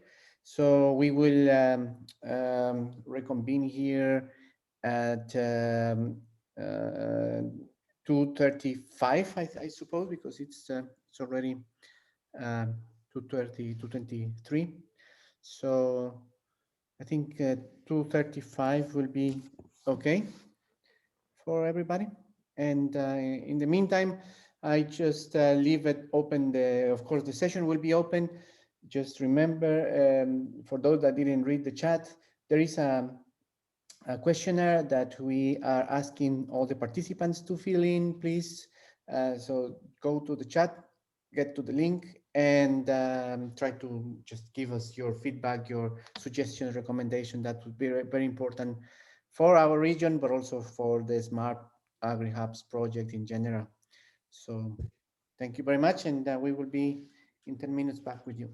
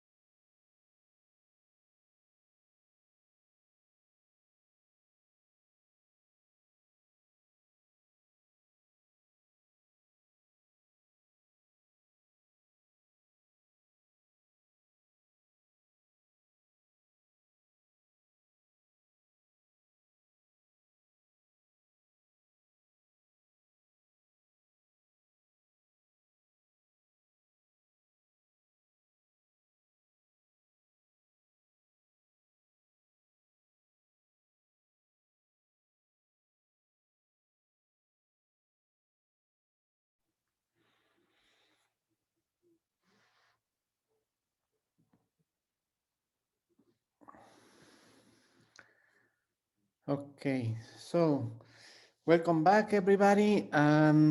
We are going to start now with the presentations of digital innovation hubs. We are going to start with one of our newest innovation hubs in Poland that was joining the SmartAgriHubs network. They also were one of the winners of the Respond Open Call. They made a hackathon event, and so they will present a little bit of their activities and results of this hackathon event that they prepared. So I introduce you to Piotr Józefiak from IoT North Poland. Yes, thank you very much, Raul, for the introduction and for the invitation and the opportunity to present you the IoT North Poland Hub and our initiative. I will share the screen just a moment.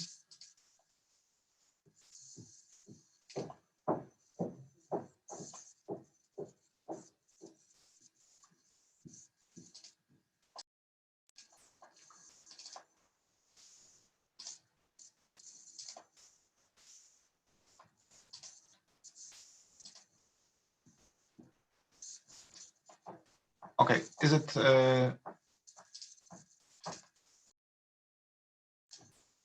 can you see the presentation? I mean, we see something, but I think it's a little bit large. Okay. Now it's better. Go back. Yeah, now it's okay. Mm-hmm. Okay. Once again, thank you for the invitation, and let me just share with some information about our initiative, that is IoT North Poland Hub, and our project Future of Farm to Fork. I will skip all the information about the concept lying underpinning the digital innovation hubs, because many things were said during this meeting. So I will go directly to information about who is engaged in the hub, and then about our projects. So the main actors of the hub, the core stakeholders, are Toruń Regional Development Agency, which is the leader of the hub. Then we have two biggest universities in our region, that is University of Science and Technology in Bydgoszcz and Nicholas Copernicus University in Toruń. Then Exea Data Center and Connectio, which represent the business sector among core stakeholders, and Bydgoszcz Industrial Cluster, which is a business supporting institution, the cluster, one of key national clusters in Poland, gathering the entrepreneurs operating in the sector of plastic processing and tools production.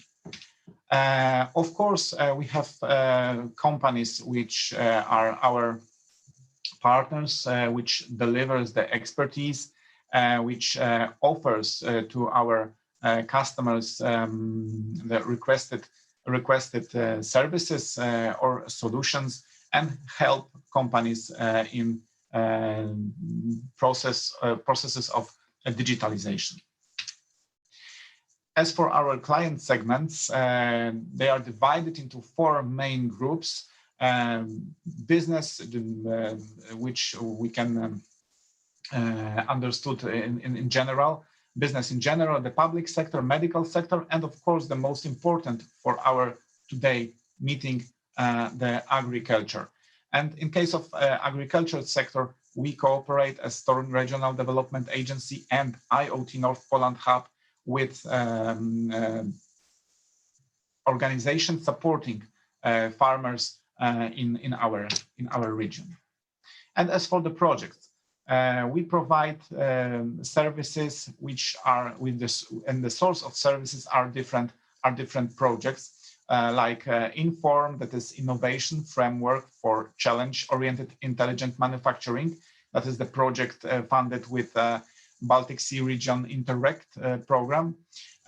We will start just in a few weeks a new project, DigitMe, which is funded with Horizon 2020.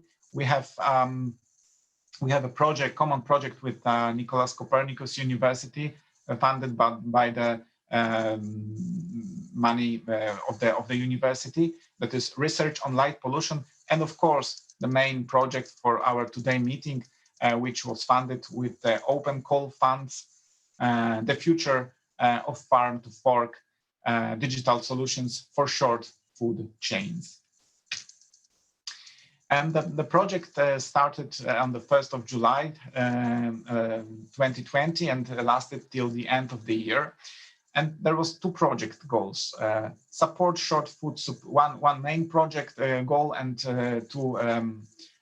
two supporting goals. Support, and the main goal was support short food supply chain initiatives and mitigate the consequences of the COVID-19 pandemic in the agri-food sector by organizing an online hackathon, the result of which will be a digital solutions dedicated to local short food supply chains, and providing small farms with a tool to compete on price, security of supply, and food quality with large economic organizations. Targeted audience were short food supply chain initiatives and software developers, students, innovators, graphic designers. So as you can see, this is the perfect example of digital innovation hub services where actors from different sectors join their forces to develop some new solutions and to build their competitive advantages based on digital innovations.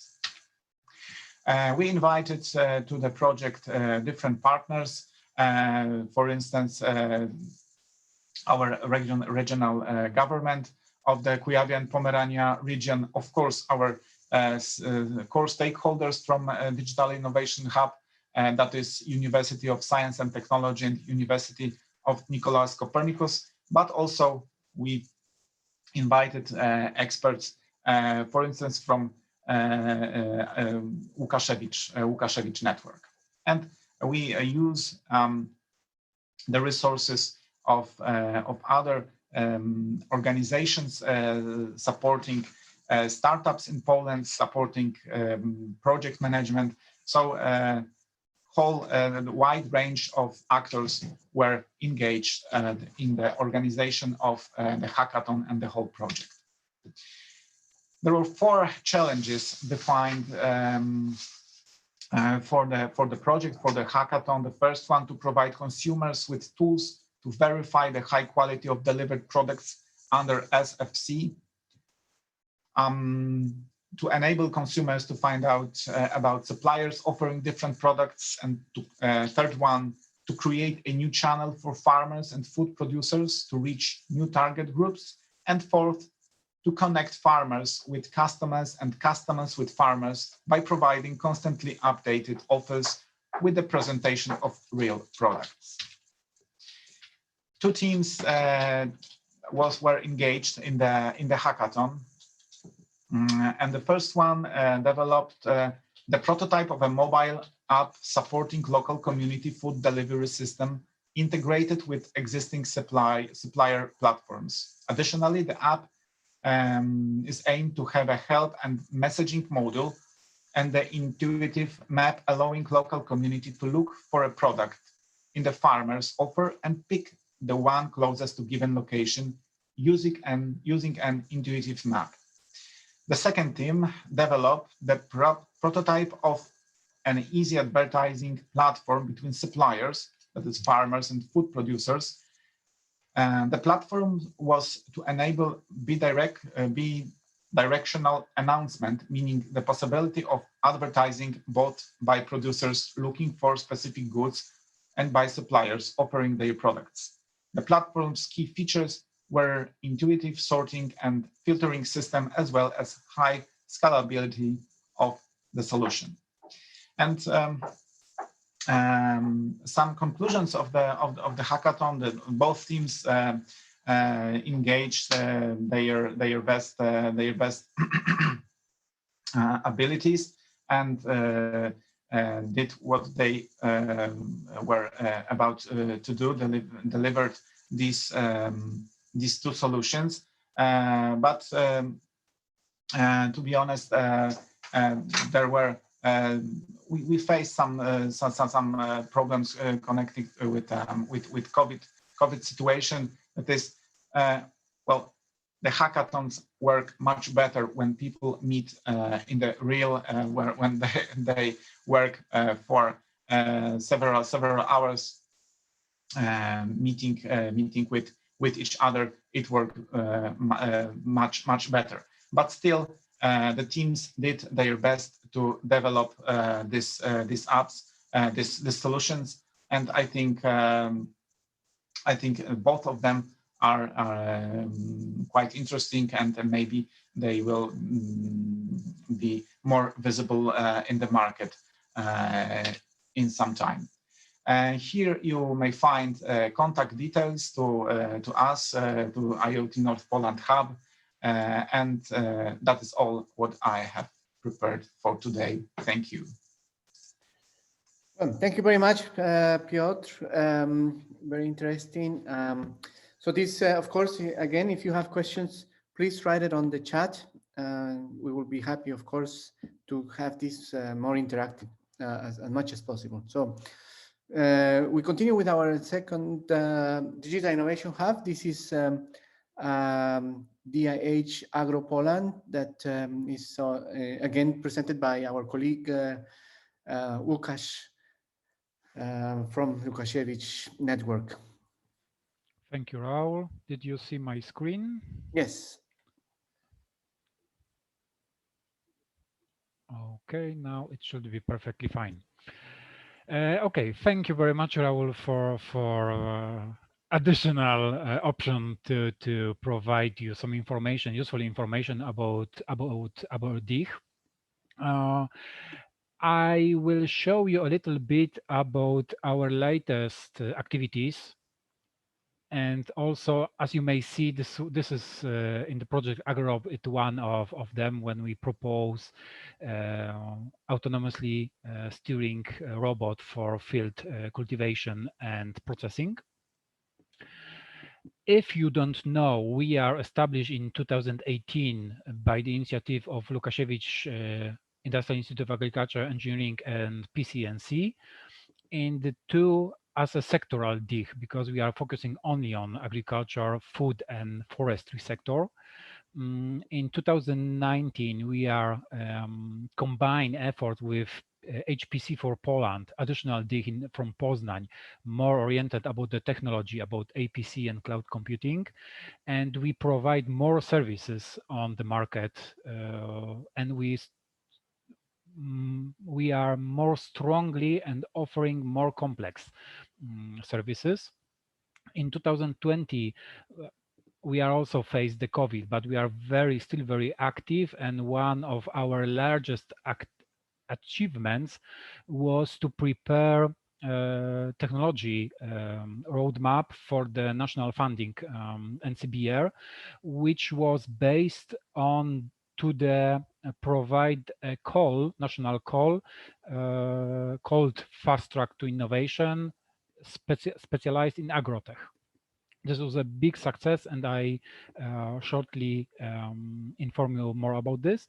And in 2091, we are strongly working on preparing our DIHs and CCs to be part of European DIHs. As I mentioned, Fast Track Agrotech, it was the big success because this national call in Poland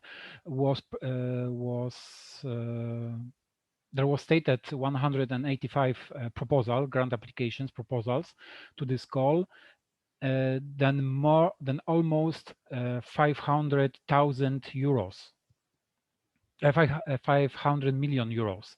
So this is, you see how the large and possibilities it create for the Polish companies to be present in agro innovation sector, and how many possibilities is still on the market to be financed. Of course, the the grant scheme was not that fine for the proposals, because NCBR addressed only 25 million euro for these proposals. We are still waiting for the let's say for the news which one will be financed, but still it shows how the possibilities are and how our DIG may be involved and accelerate all of the market in Poland. I also have 10 seconds for self-maintaining. We are Lukasiewicz PIMR have in March also birthday, because we have 75 years of spreading innovation in agricultural technology development. So this is our birthday also in this month. And also our DIG is very advanced in proposing the services for the companies, for the farmers, for the innovation actors. Not only because we are also working with the universities, we are also working with the national and abroad companies. So this is, I will be not mention all of these activities. You will see it, but we have complex technology focusing and orientation in almost all possibilities in agro, food, and forestry sectors. We are also working till 2018 about creating the system of systems. This is something what we are focusing on, and from the technological side, we are very oriented to concept validation, to prototyping, testing, preparing the pilots, collaborative research. This is something what we are addressing in our DIG. As a DIG, we are also involved in SAGS, so we are working on innovation experiments, as I mentioned before. But we are working on that to be one-stop shop for all of our partners, all of our other DIGs, which may also could receive services or help mentoring from our side. And we are also very strong connected with competence centers, which are addressing services through our DIG. We are involved in projects, many of them at the moment. We are involved in ecosystem, and we will be glad to help you in the open calls, through nearby open calls, starting I suppose in this month or in the next month, through the AgroboFood system, ecosystem, Demeter's ecosystem, SmartAgriHubs ecosystem, and Atlas. This is where we may help you to provide the innovation experiments or help you to prepare the proposals. We are also quite large ecosystem at the moment through the service data transfer institutions, like the other digital innovation hubs. We help them. We are providing them assistance. We are also providing services data for our recipients, like technology partners or factories or independent users or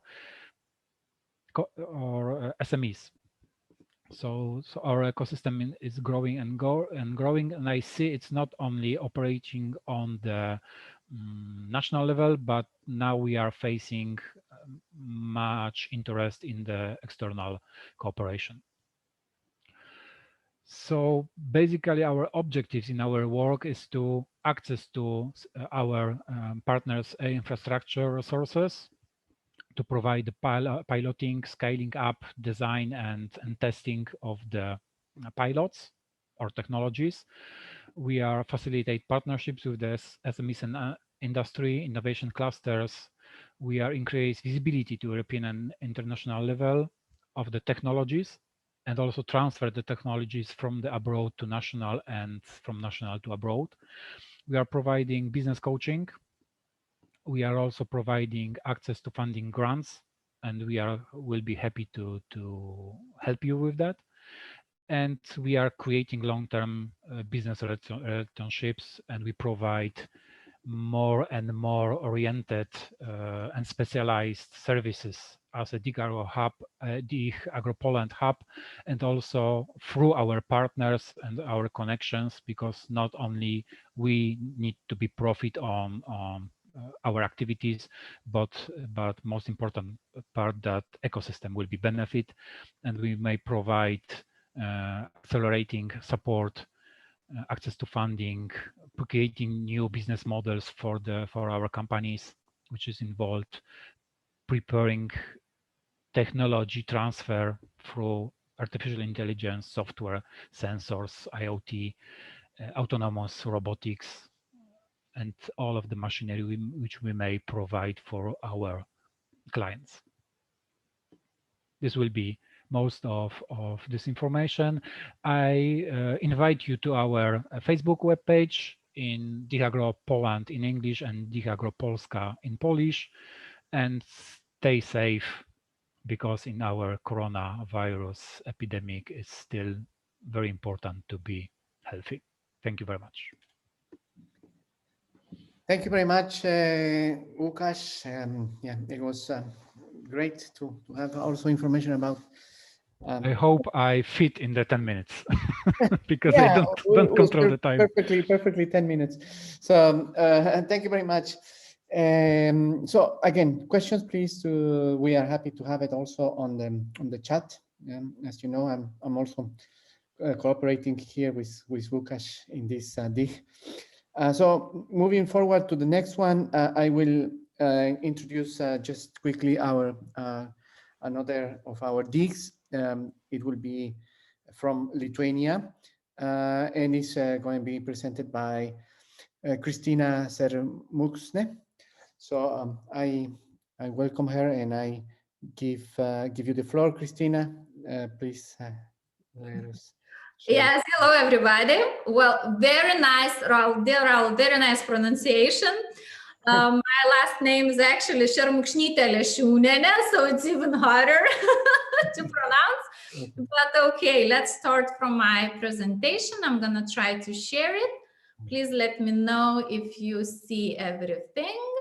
Looks good. Yeah. Yeah. Okay. So once again, hello everyone. Thanks for inviting me. It's a pleasure always to participate in our community, to participate in Digital Innovation Hubs community, and talk about the collaboration, about what we are doing to share the experience and the knowledge, of course. So as I was introduced, I'm Kristina Sermuksne, coming from Lithuania, and I'm the managing director of the Agri-Food Lithuania Digital Innovation Hub. What we basically do, as probably all the digital innovation hubs, we are building our services on the 4 main digital innovation hubs foundations. That's Test Before Invest, of course, participating in different consultancy and teaching programs, education programs, helping to create such a programs and provide them to the stakeholders of the food value chain. On the other hand, we are also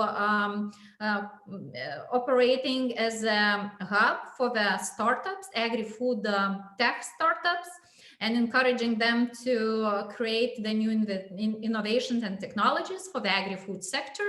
And of course, we are acting as a gateway, not only for our stakeholders to the European Union, but otherwise from European Union, bringing the knowledge, transferring the knowledge to the Lithuania, to the Baltic states, cooperating over cross-border and etc.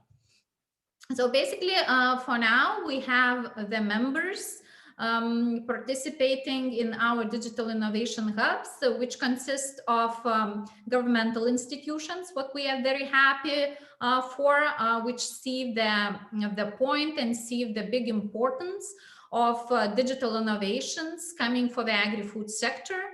We have 2 clusters from the agri-food sector, also as a part of our digital innovation hubs, which is also very important, uniting 60 SMEs under the clusters. Also, we have research institutions joining us. That's the main university, Vytautas Magnus University Agriculture Academy, of course, the Science Research Center for the Science and Research for the plant science, our Lithuanian Institute of Agrarian Economics, National Veterinary and the Food Safety Institute and National Paying Agency, with what we are very proud of. Of course, also we have a part of the main stakeholders from the food supply chain, that's Farmers Union and our Chamber of Agri-Food Association and others. Also, we have the big enterprises coming from agri-food sector, also SMEs, and of course, technology providers. Those are already the companies which are participating very actively in the agri-food sector, creating on one or the other way digital innovations and implementing them into the sector. What we are very proud of, that the word is spreading about us, and we are getting a lot of attention from our local market, and lots of new participants are willing and want to join, coming from the big, for example, food manufacturing industries, and finishing with the farmers, separate farmers or different clusters. How our ecosystem looks like for now.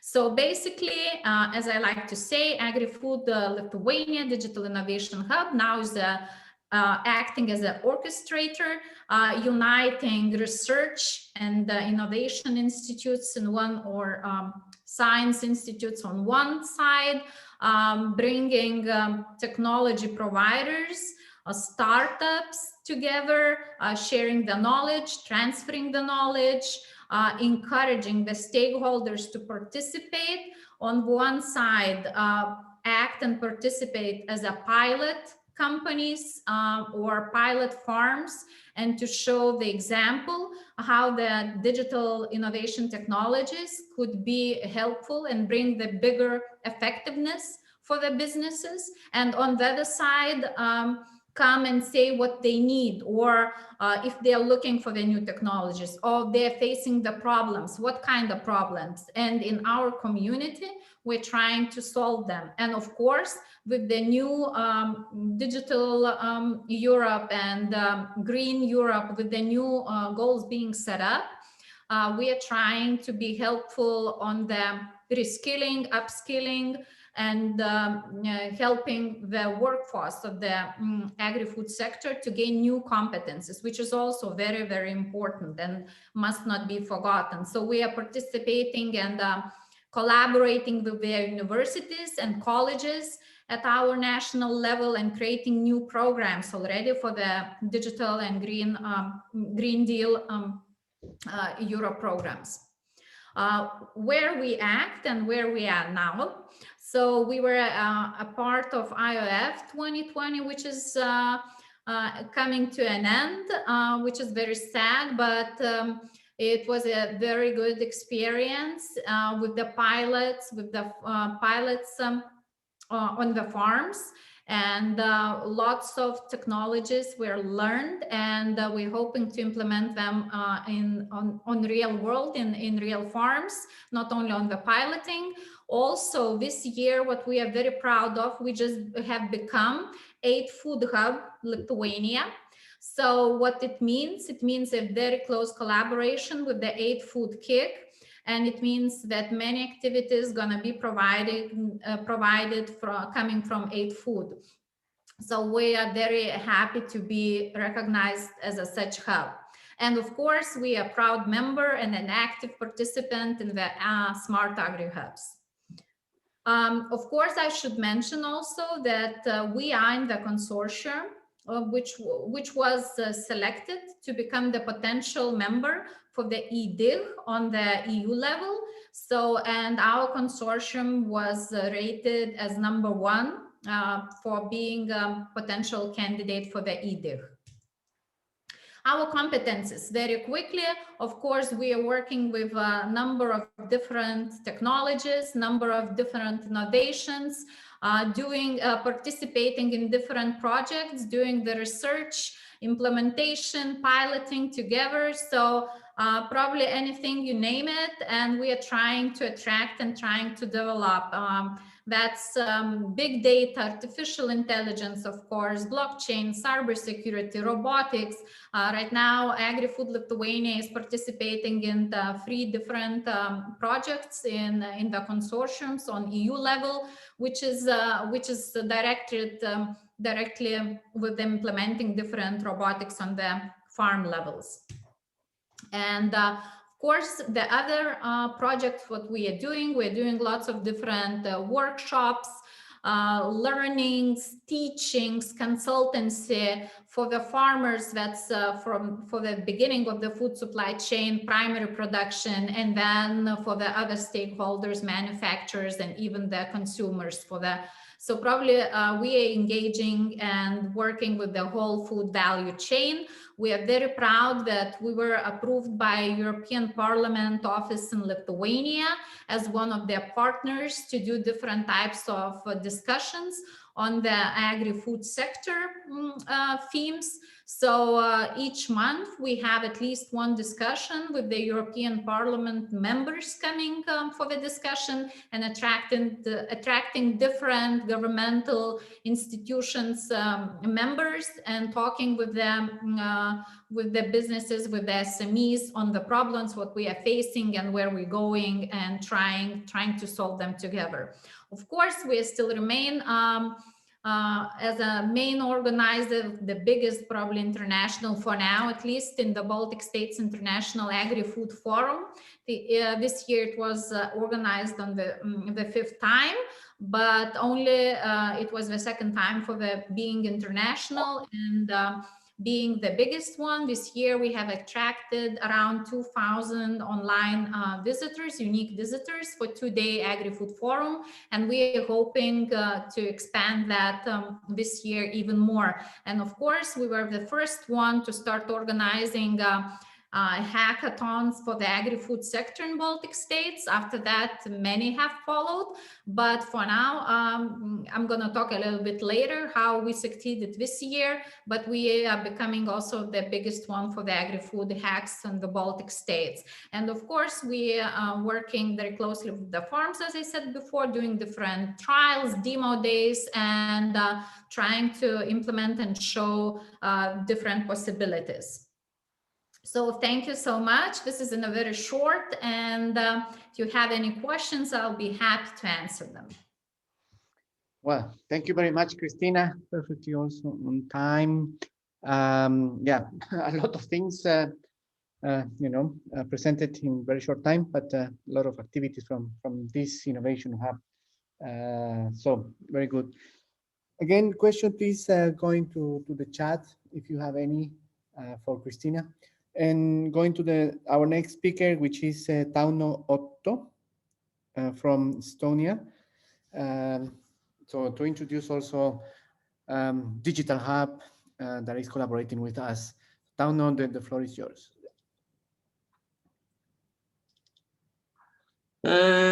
Greetings from Tallinn, Estonia. Can you see the presentation? Yes. Okay. Well, I do it very, very shortly. Basically, the developments currently is that we have started also Horizon 2020 project under DigWorld. We got the governmental yearly grant for supporting services. So basically, this government is spreading such kind of money also, so to support technical stuff and providing services to the community. Also, one of the projects received 2nd place in development purchase contest at Taltech. It was a box spot for food factory Culinaria. And we are now establishing the European Digital Innovation Hub, and the focus is on robotics and AI. And so focus topics are related to cybersecurity, AI, all kind of robot platforms, self-driving platforms, including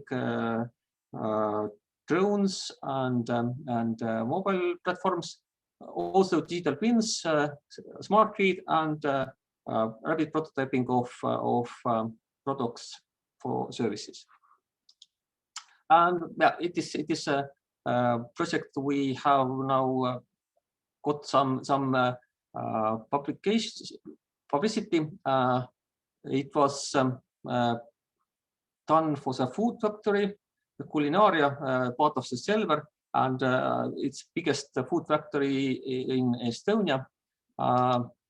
Basically, what we did lastly is that we added one layer, so that basically the mobile platform can be controlled through mobile app or tablet using digital twin. So basically, we can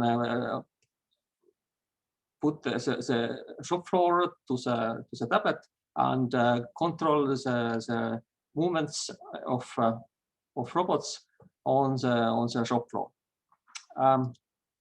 Basically, the first prototype was ready last year. This year we have advanced prototype, which will be launched officially in 15th of April. To Corona is postponed, and the new version is having more power, and then basically this food factory is going to use those platforms in the new platform.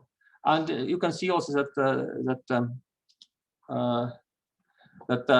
the new factory is about 8,000 square meters, and it needs such kind of modern technology to handle logistics in a better way.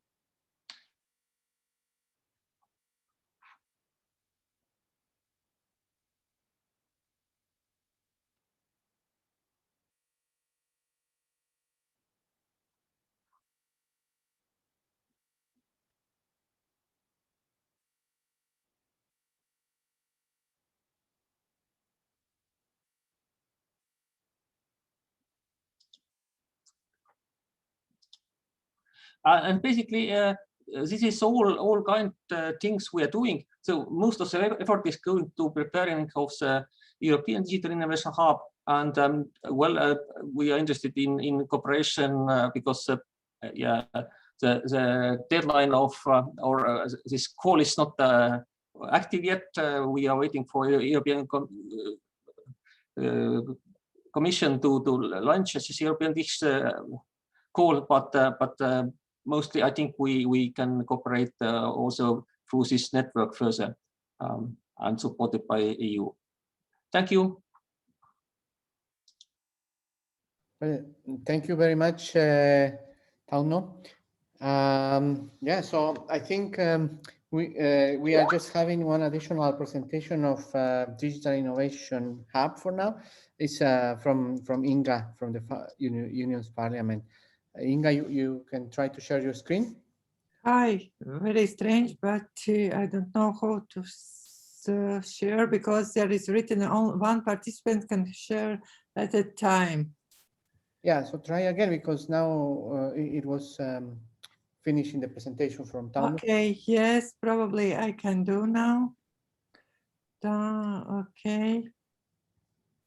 Do you see my presentation? Yes. Okay, I will start from the beginning.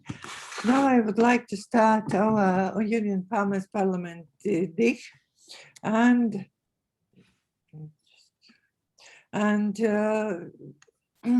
we are NGO with joining 800 producing farmers and different organizations related to agriculture sector, and founded in 1999.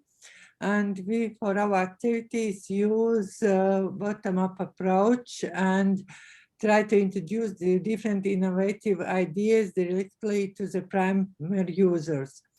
And as DIG, we built agriculture support system in order to boost and implement these digital innovations in the farming sector.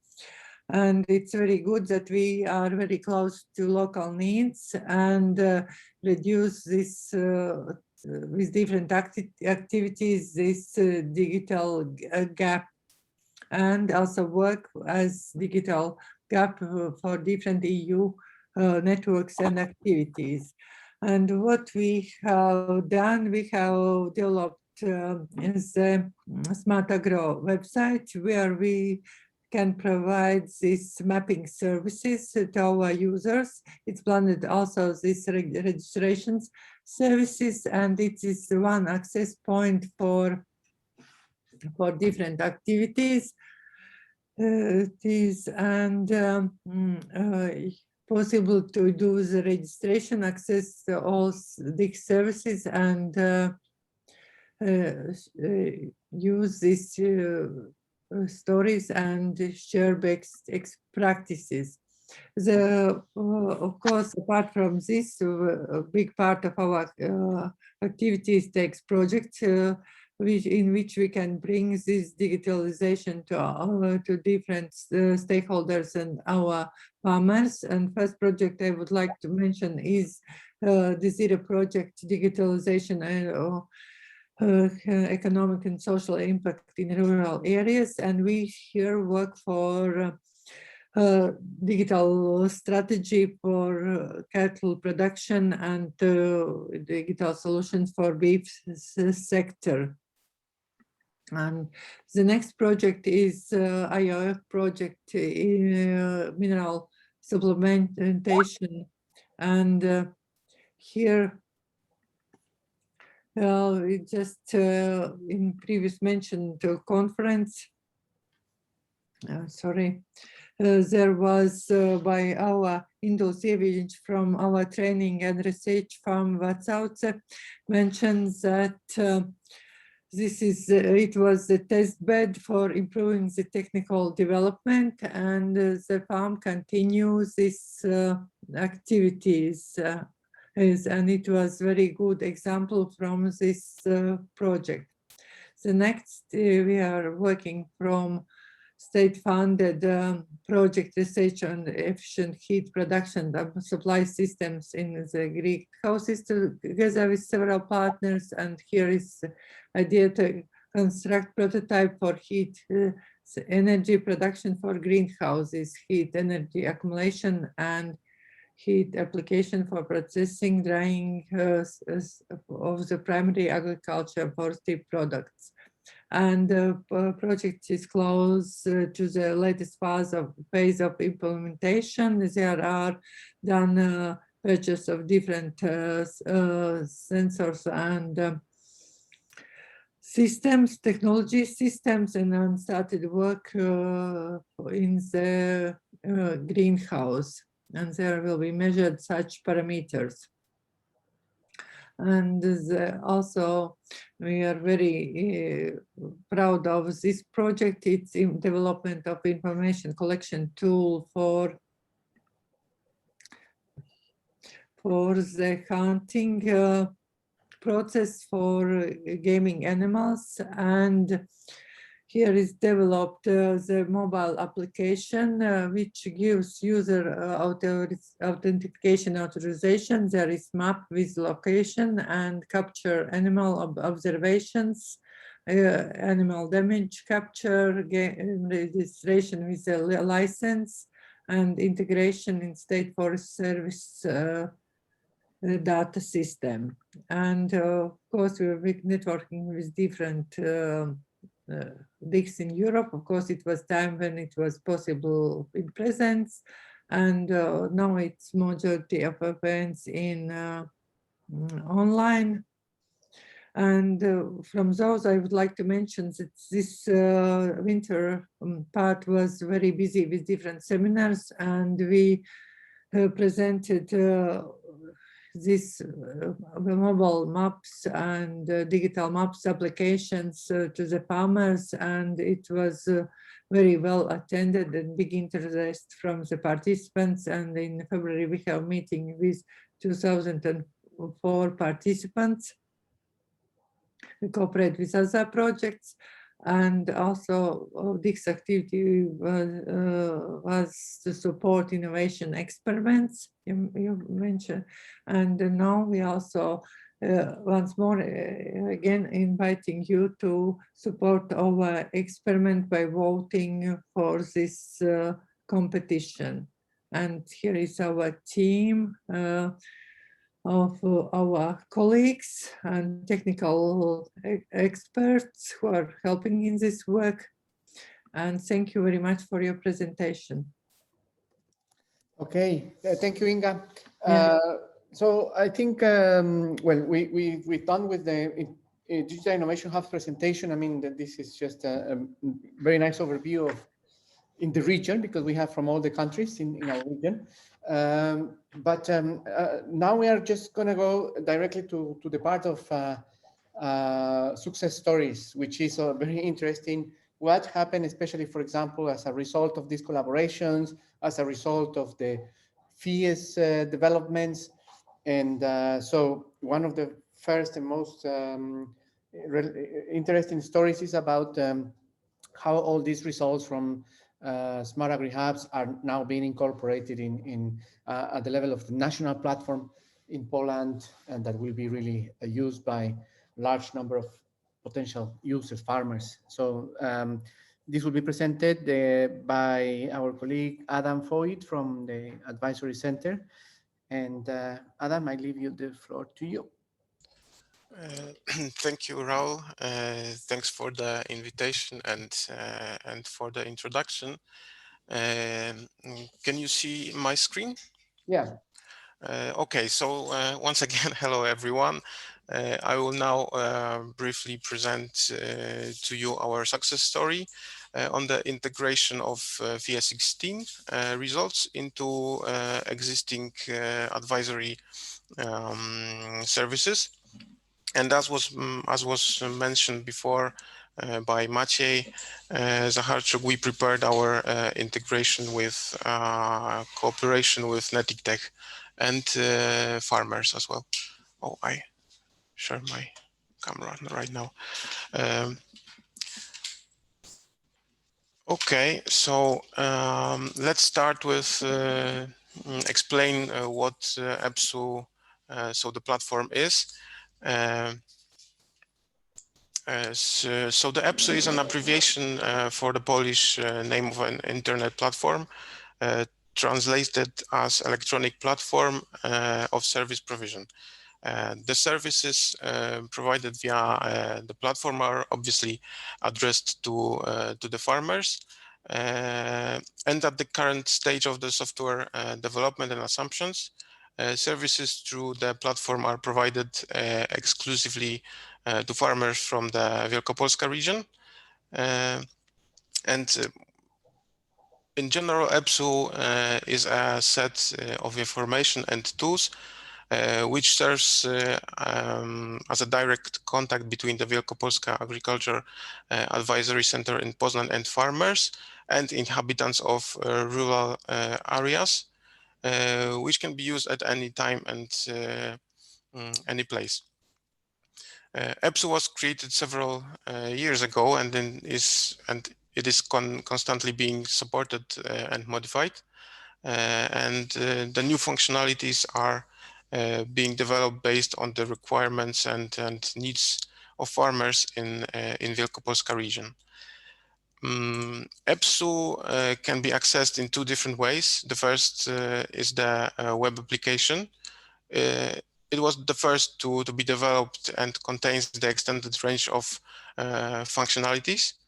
And the second way is the mobile application, in which most of the modules are mirror those of the web application, but it also has unique functionalities, just like the web application has.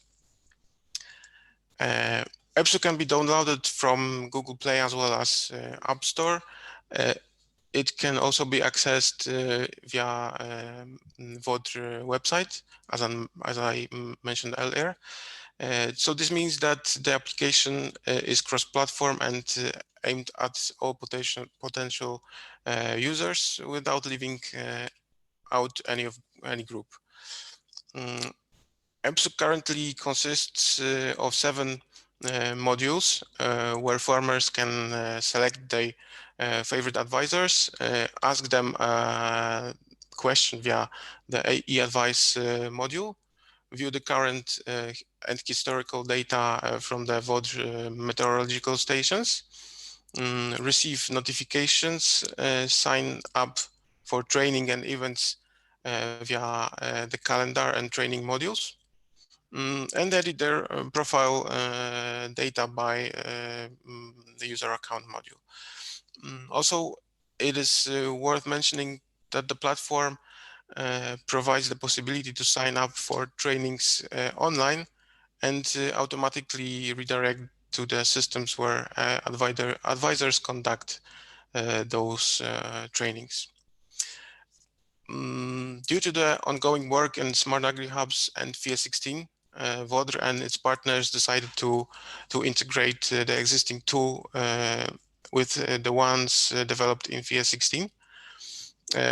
So in the FIA16, we designed and produced 2 systems, as Maciej Zacharczuk said before in his presentations. One application, the first one, is dedicated to the farmers, where users can apply for a service, subscribe to and decide on the course of the service, and also download the results of the service. In the future, the system will also be equipped with some kind of mechanism enabling the payment for the service. The second system is so-called back office of the whole service, and it is intended for advisors, but also for the flight team and the data processing team. In this application, users accept orders, enter data necessary for the performance of the service, and also communicate with the farmer through the system, for example, by providing them to the farmer results of the performed service. Initially, the application dedicated to farmers was equipped with a separate login and registration module with its own backend. However, in order to encourage farmers to get to know the new tool and to take advantage of interesting services, which may influence the efficiency of production, it was necessary to do something which would accelerate the work and which would not force them to create another account in yet service. The ideal solution turned out to be the integration of existing EPSU platform, which consists many of existing users, which are the clients of VODR services. So we prepared an integration project in which we defined the so-called points of contact between the 2 systems, so the EPSU and the front office of the FIA16 products. Then we prepared appropriate functionalities, thanks to which both applications can communicate. The already existing API structures dedicated to the EPSU mobile applications were used. So the process that that a farmer goes through to be able to apply for a service at the moment looks as follows. But there are 2 ways to do this kind of operation. The first way, farmer logs into the application system via the EPSU login details. He will be informed of this, which data to provide in the login view of the front office system. If he does not have an account, he can of course register, in which case he will be directed to the EPSU platform, and where he will be able to register a new account. So automatically he will be a client to the VODR. And then after the registration or login, so once the correct login data have been entered to the front office, EPSU as a backend returns the farmer's data, including a special token allowing further authentication of the farmer within the session and allows the farmer to use whole application functionalities. The second route, the second way to use the platform in our case is when the farmer use EPSO account. Is familiar to the farmer as it is contained with the EPSO application. The farmer in EPSO logs in and then using data returned by the application backend can automatically go and authorize himself in the application for submission for in front office by clicking a dedicated button.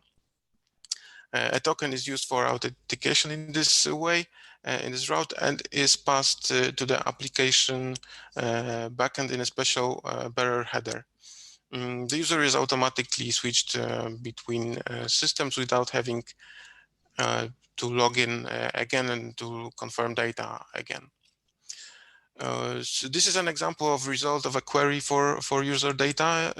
So the application form asks for the data using the login and password parameters, and then the EPSO backend returns the following JSON structure, with which the user can be authenticated. And I want to say one thing.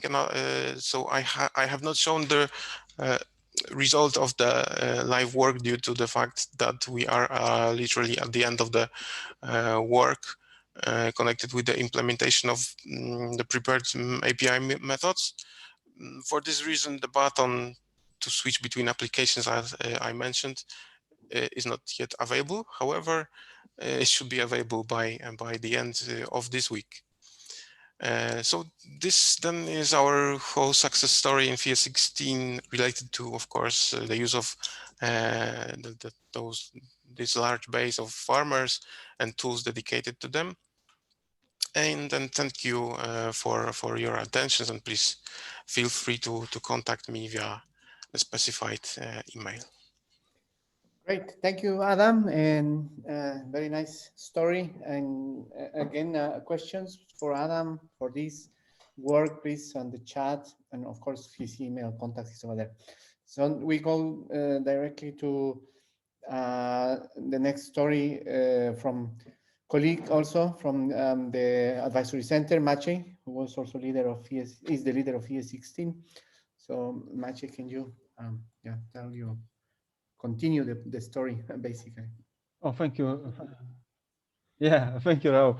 It's let's say that's part of the project to the EPSO software, but on a large scale.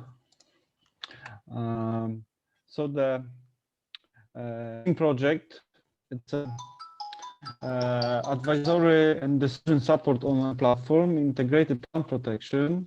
This was designed and national advisory platform in general. We designed it open platform, open architecture. As you will see, it enable to many reusers and build a lot of additional components.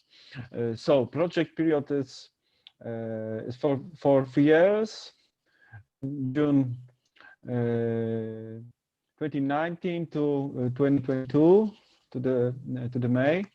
It is financed by Digital Poland program.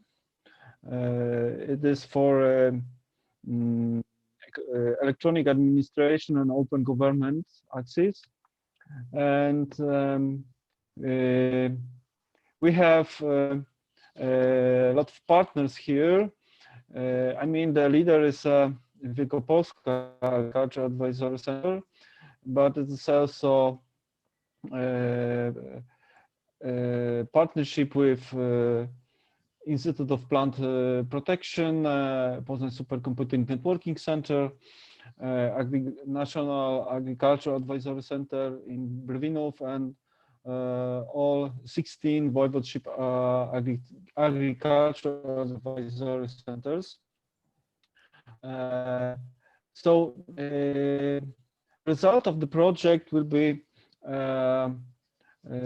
electronic services, public services, called Virtual Farm, tracing the origin of agriculture products, trade reporting, and provision of meteorological data.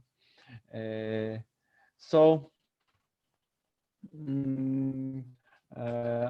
the beginning of the project, we made a decision that we set up a central system, and we will use sets of APIs dedicated to advisory systems.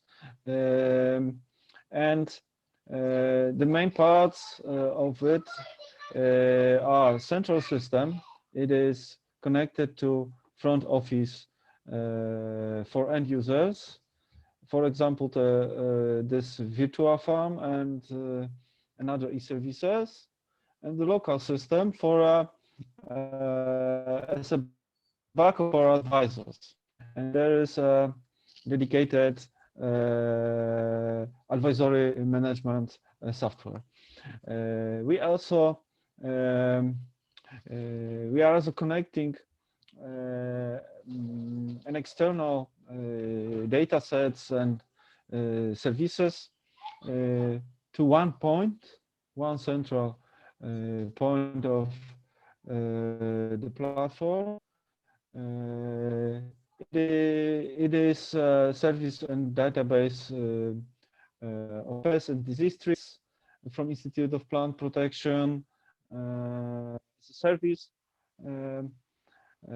Also plant protection products, Lab of Plant Protection products. It's a database from Ministry of Agriculture, and external agrometeorological data from, for example, Meteorological Polish Institute and other institutes. Register varieties of arable crops from institute called Soboru in Polish. Meteor prognosis from Warsaw University. Farm and plots data from our Polish payment agency, and disease models from research institutes and from international cooperation. Today I will present an architecture. As you can see, we produced an open system, open databases. So we developed as a lot of connected services. So first we have core systems, local system, central system, and connected with this mobile and web applications. So we use different layers of the system architecture. We standardize the cooperation with APIs interface also for internal, also external application. We see that we can cooperate with external partners to reuse, to build external applications. So we use also identity provider for all the services, and we use information broker as a Kafka system. We can also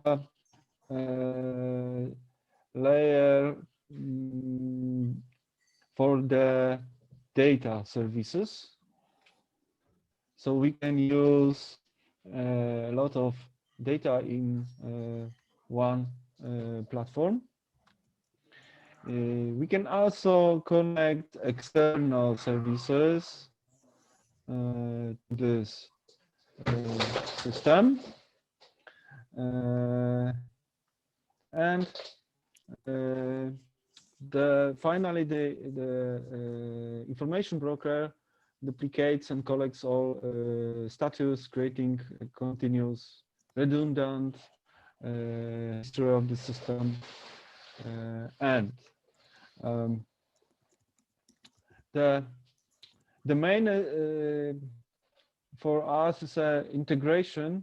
So we see that we can integrate a lot of services, a lot of applications using the Kafka message broker. So for example, now we're working on integration with, for example, the flagship innovation experiment number 17 from SmartAgriHub projects to integrate with this Edwin project platform, also as services and the connected application. This is the main part of APIs that we develop now. This API for virtual farm, APIs for decision models for plant protection and other models and algorithms, APIs for other service, internal and external for the system, and dedicated APIs for agro-meteo service as well. So that's about the national advisory. Thank you. Okay, great. Thank you, Maciej. So yeah, another example, as we can see from how the results are really being used in another context and really at the national level now. So we go directly to another story that is coming from Christina also, that she was just presenting before the dig. So Christina, if you can give us a bit of your story here.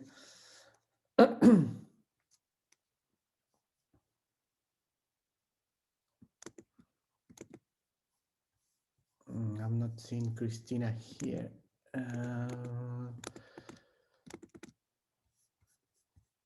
not sure if Christina is available.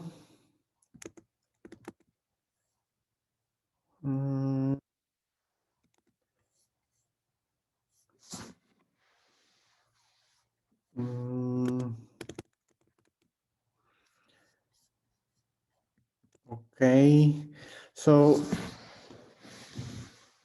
let's give Christina a moment. I'm not sure. Yes, I'm here. Yeah, okay. Yes, thanks. Okay, no problem. So fine. So please, we were just introducing your success story. So if you can talk a little bit about your, collaborations results. Yes, okay. Just let me share my screen again. Hold on, okay. Just a second.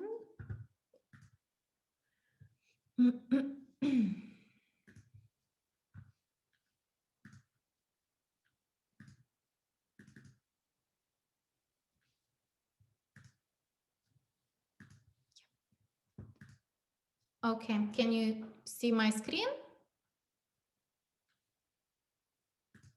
Yes, everything is. Okay, good.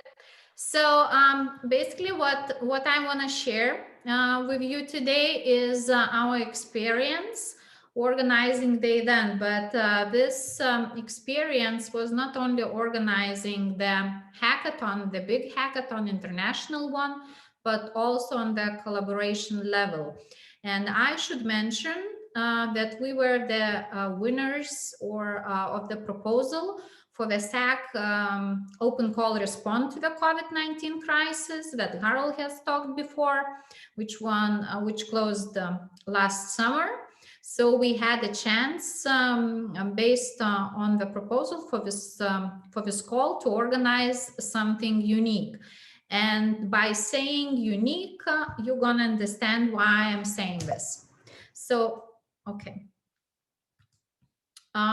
Did my slide change? Yeah, we can see that. Yeah. Okay, good. I'm sorry. Just it felt that it didn't change. So basically, if we talk about digital innovation hubs, and whenever European Commission started to talk, especially about European digital innovation hubs and the new networks and the future financial schemes that are going to be provided, out of the sudden, clusters were started to being seen as competitors to the digital innovation hubs, because from the first sight, it's just kind of looked that that clusters and digital innovation hubs were some kind of overarching each other, or doing as everyone was saying. So what is the biggest difference between digital innovation hubs and clusters? So basically, because I'm also the managing director of the Lithuanian Clusters Network Association, Lithuania, that's the biggest cluster association on the national level, uniting 57 clusters in Lithuania. And we're also very active on the EU level and participating in different networks. So I was the first one, I'm very proud of that, to start talking that clusters and digital innovation hubs should not be seen as competitors, actually. But what we can get out of this, that's a very close collaboration and bringing even bigger effectiveness out of this collaboration. And I'm going to tell you the reason why. What was very interesting, that in the handbook for the European Digital Innovation Hubs, the European Commission has mentioned that the Digital Innovation Hub is nothing else as an innovative cluster. So you see there is a very close, even in the definition, there is a very close definition, and they are not competitors, but they are mostly more as a friends or collaborators. So what I'm saying that digital innovation hubs, the main thing is to bring the digitalization for the different sectors, right? And what we are talking about, the agri-food sector right now. And clusters, they're uniting SMEs and enterprises under their wing. And what they know the best, they know their members the best. So they know the needs of their members. So they can encourage the members to participate. And it's much easier for the digital innovation hubs to attract clusters and work together in bringing SMEs and engaging with the SMEs. Because in that case, clusters can become the bridge between the digital innovation hub and the end user SME, which are enterprise, which needs to be digitalized, or which needs to implement the digital technologies for their businesses. And even we have been talking that even speaking about the primary production, in some cases, in some member states, there are even clusters for the farmers, where farmers are uniting and the different clusters. So it's, again, a cluster could be a very useful bridge. And it's not whether the digital innovation hubs should collaborate, it's a must, I should say. So what we have done, when we applied to organize the hackathon, international hackathon, and got approved, what we did, we have attracted 6 different clusters from different regions, from different member states, and organized the hackathon. The engagement, even for us, we were happy. The engagement was big. So actually what we have achieved that 135 end users from the agri-food sector. Different stakeholders have participated, and how we have done that by the engagement of the clusters. As I said before, the cluster, it's a bridge. We were bringing the SMEs and bringing the SMEs with the challenges that there was a need to be solved. And again, our hackathon that we were organizing, we did it for the first time because it was a huge challenge to organize that online.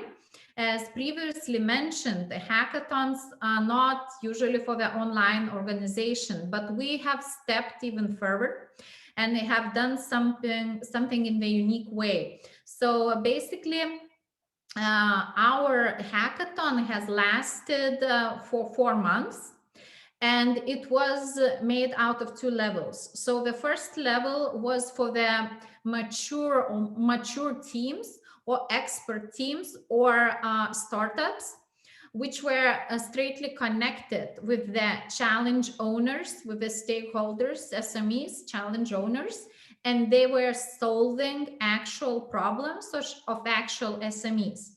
And those teams and SMEs, they were working for the long period of months with the help of different workshops, mentors, helping them to create minimal viable products at least, or implementable products.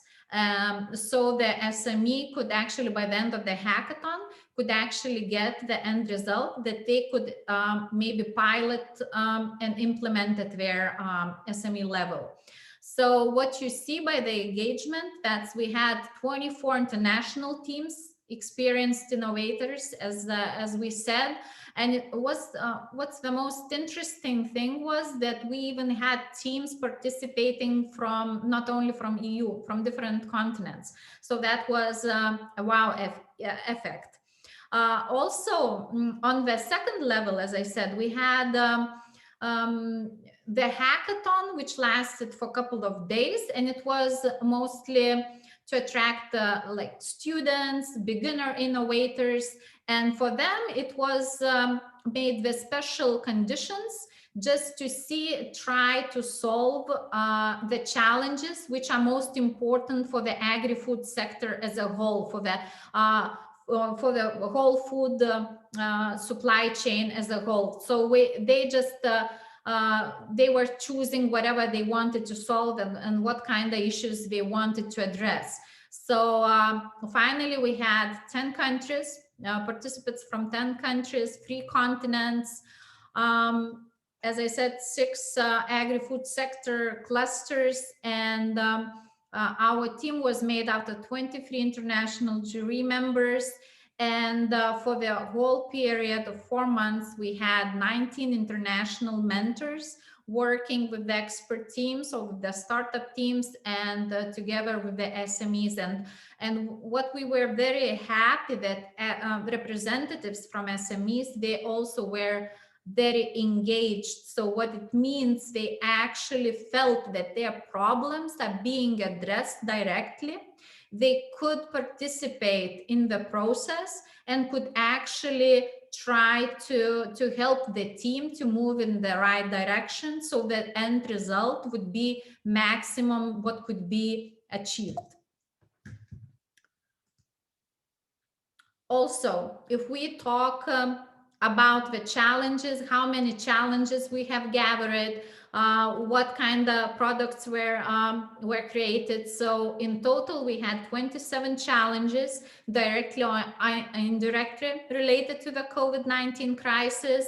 And just an example to mention, of course, those challenges, they're the most important or the most talked about right now. So that's food traceability, short food supply chains, disrupted food supply chains, new ways of food supply or improving the food supply, and etc., etc. So what we have achieved, at least 7 innovative solutions at the minimal viable product phase were created, and 11 innovative solutions at conceptual implementation phase were created. And as we have talked afterwards, after the event, it was the main thing, what every participant has mentioned, that it was very important for the SMEs to be so closely working with the actually challenges solving teams. And for everyone, it was, at first it looked as a big challenge itself also. And for us, for organizers, it wasn't an easy task to manage everyone, especially online, and to keep and monitor the work of the teams, and of course trying to help them stay focused and etc. But we were very happy that after a while everyone got engaged very well, because everyone had started to see the end results actually coming out, their end results out of this mentorship, out of this participation of the SMEs. So the teams, they started to be more and more motivated, and by the end of the hackathon, everyone was saying that it's kind of pity that it's ending. They already have created like those closed little work groups together. So another very important thing what we have achieved, that was that 1,800 participants or unique viewers have seen the final results of the hackathon, the ceremony where we introduced the winners and we introduced the finalists and the products which were actually created. And 6 teams were selected and invited for further acceleration to support after project end. So, and I'm very happy that at least right now, at least with the 3, we are working very closely. Others are improving some of their products, but 3 of them already are accelerating very fast. So we are hoping that some good startup product will come out of this. Public dissemination, how wide were the results and what we have achieved. Also clusters, because we have to remember that they also are part of the networks, and usually big networks in their own countries. So they also, they're communicating the results, the hackathon itself.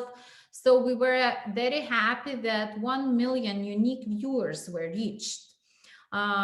89 posts on social media platforms. What we haven't counted, that's the reshare, right? So all the resharements, what was reshared, we already don't know, but since we are looking at the final result of the unique viewers, we think it's a huge, it's a big and important result that we managed to achieve that. Also, we had 3 different articles in the national media. That means the ones which were published in Lithuanian language, and 2 different articles in the international media. Again, in the international media, there were the portals and the news providing websites that we were targeting, but then each of the clusters, they were sharing the information at their level, at their national levels. So for example, if we had 3 national articles in Lithuanian language, so that means that each cluster had on their national level also the 3 articles on their native language. Also, we had 1 interview in the national radio. That was mostly, that was for the Lithuanian viewers. And of course, as it said, our partners were sharing the information and talking about that.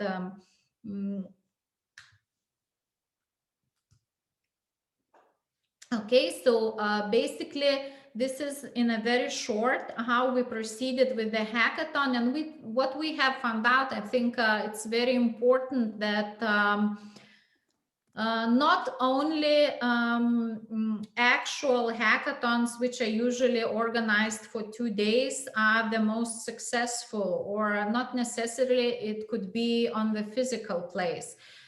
This year, we again are planning something big like this, but if it will be a possibility, of course, we might do some hybrid one, physical and non-physical. But what we have found out, if it would be only physical hackathon, it would be impossible to attract so many startups and expert teams from different countries.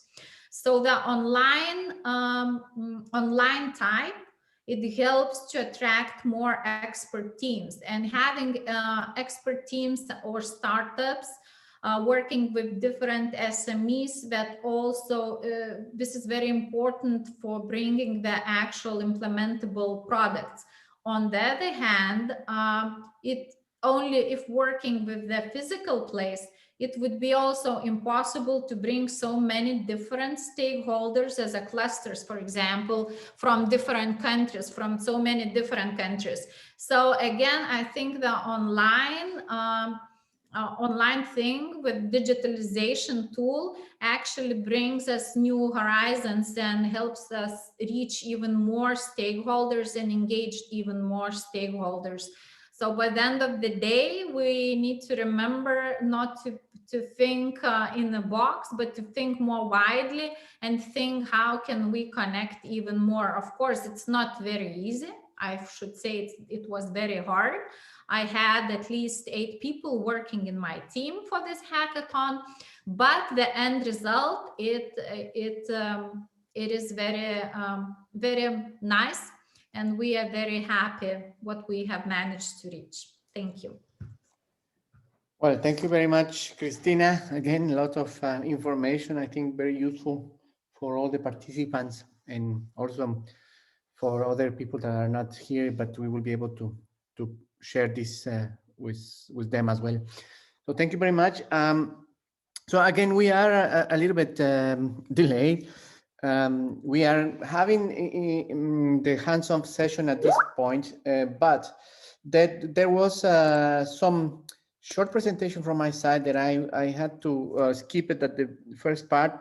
So I will just briefly take, like, I don't know, 5 minutes to say something about this, and then I will leave the floor to Harald just to continue with the more hands-on activities regarding the open call, which is of course one of the most important parts of this webinar.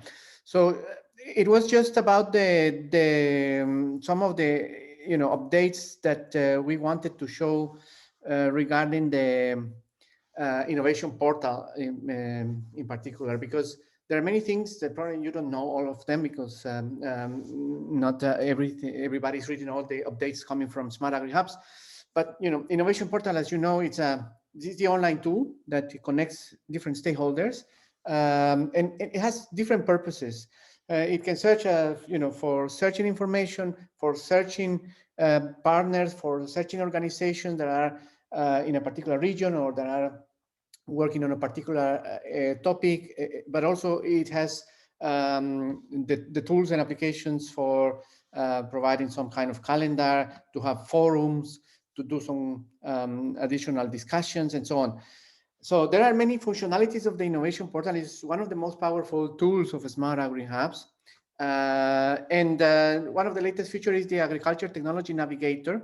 And also, well, not so new, but also happened like very recently, is the maturity digital innovation hub maturity assessment model that I will also briefly talk about. So regarding our region, this is like we have at the moment, like it was already shown previously by me and Inga. So the most important is there are multiple types of organizations in the innovation portal, from regional cluster to flagship innovation experiments to competence centers to digital innovation hubs, etc. So there are different types of organizations, and depending on the organization that you have, you will see different tools in here on the web, on the portal. So if you go to tools, depending on your organization, you will see different things. For example, if I am part of the Digital Innovation Hub Agro Poland, I see the maturity self-assessment tool. This is one of the most important tools that also SmartAgriHub is providing, that allows you to see what is your level of maturity in the Innovation Hub, the services that you are offering, and most importantly, to identify what are your weaknesses, where you can improve, what are your strengths, where you can actually differentiate from others. So it will give you some kind of roadmap, and then you can assess the progress through time. There are some other features that will be also provided in the future, like finding tailor-made training materials or learning materials based on your needs, or get some customized support depending on your information as well. So this is a very important tool for, especially for all the digital innovation hubs that were presented today. And it will be very useful if you make your assessment.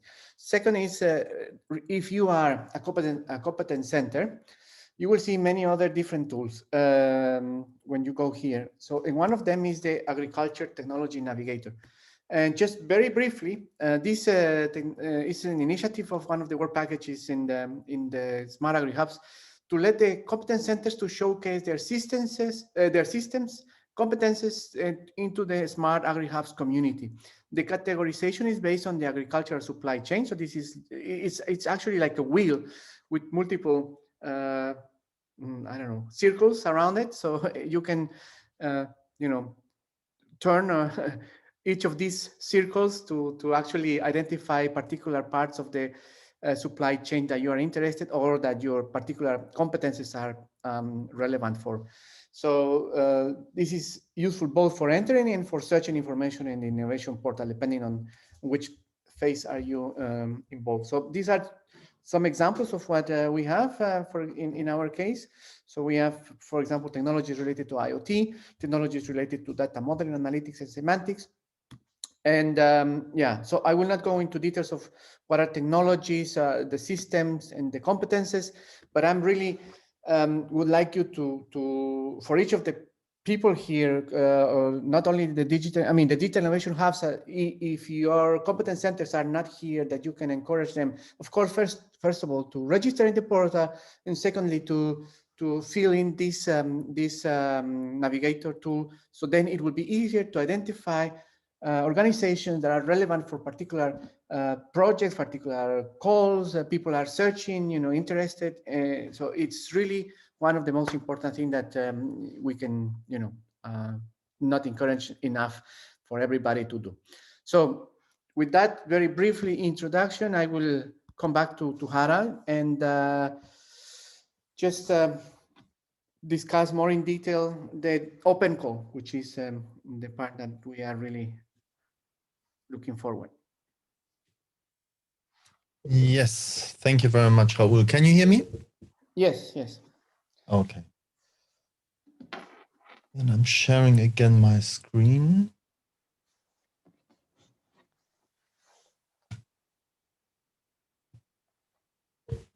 So now you shall also be able again to share, to see my screen. And well, I stopped more or less at an overview of the open calls. And as I said before, last week we opened a new open call. That is the prepare open call. And that's more or less for preparing one or more innovation experiments, especially giving digital innovation hubs support. And also thank you very much for the presenters before. All the activities you were presenting there, explaining there. I think this was a very nice overview also to get an idea what all this can bring, and also the interest, and also the last presentation of Christina. Please don't ask me to spell your last name. I won't succeed on that. I think very nice also the figures you were highlighting about the let's say the impact, the reach out, and also the interest of the stakeholders.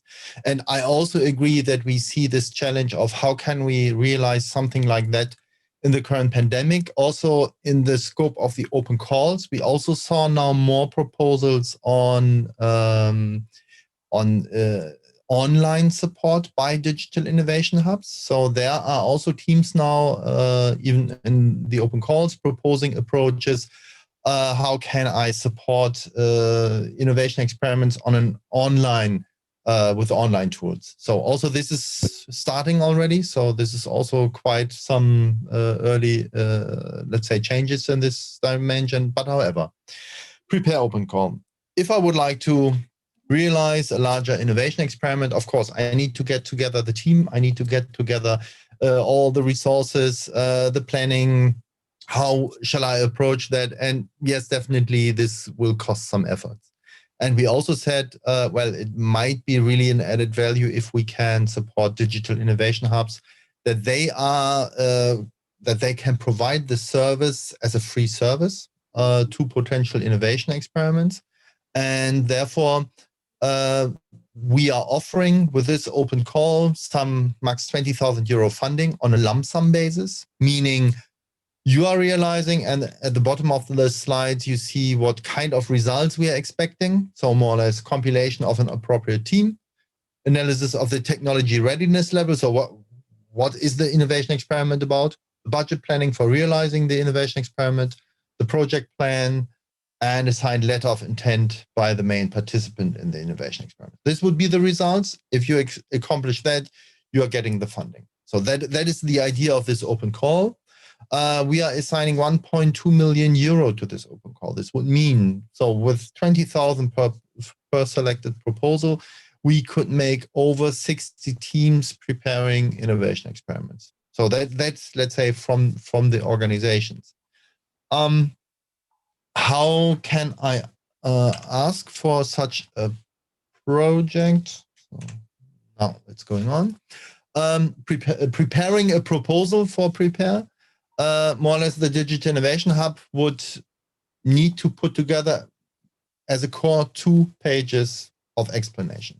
So the proposals are not very complicated, where we are saying we really want to facilitate this process for digital innovation hubs, that they can say, yes, I want to define such innovation experiments, and the core of the proposal is text of no longer than 2 pages, explaining more or less what's your idea, what is the innovation experiment you would like to prepare, what you think is the impact for the stakeholders, for the region, why are you doing that?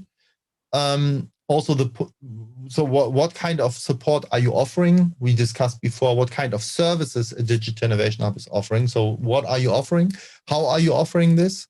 What is, let's say, your digital innovation hub? A very short description on who you are, what are you doing, and also about the supported organizations. And this is more or less, that's the core of the proposal, that on 2 pages, an evaluator, we will also use external evaluators, that they can get an idea of what you want to do.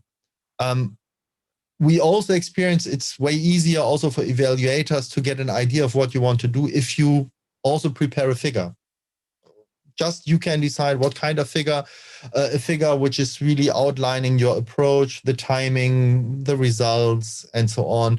This is really helpful for evaluators to understand what you want to do, and also often more clearer for yourself of putting things together on 1 page.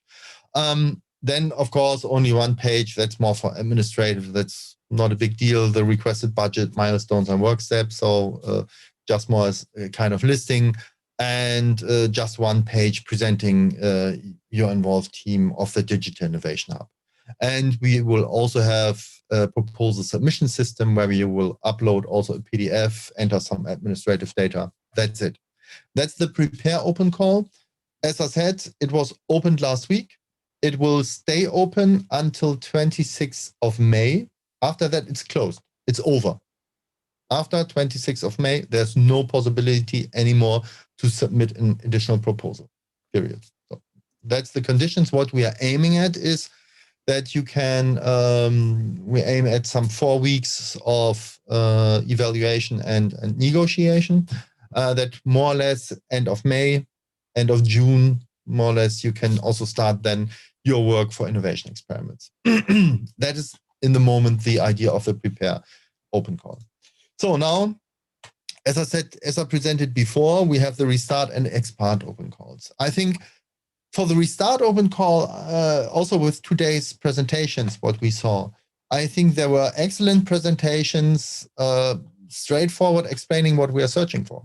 We are searching for exactly such hackathon type of activities, hackathons, datatons, challenges, what you think is most appropriate for your stakeholders, for your region, for your sector, wherever you are focusing your strategy on.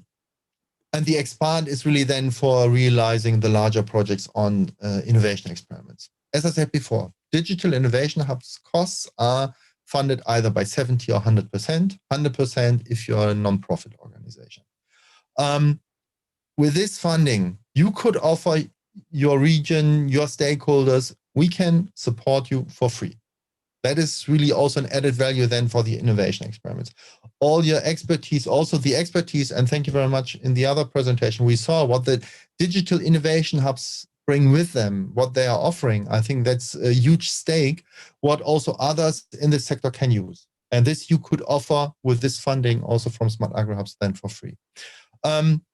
Then as a basic rule, we said one digital innovation hub should not ask more than 100,000 euros. So how many proposals or projects are funded there in those calls? Maximum 100,000 euro. While we also said, in the moment we said with a prepare open call, even 3 selected projects per digital innovation hub. This means if there were teams having a selected contract in or project, for instance, in Respond, they could also go now for prepare, and after prepare, they prepared the innovation experiments, and then they could go for expand.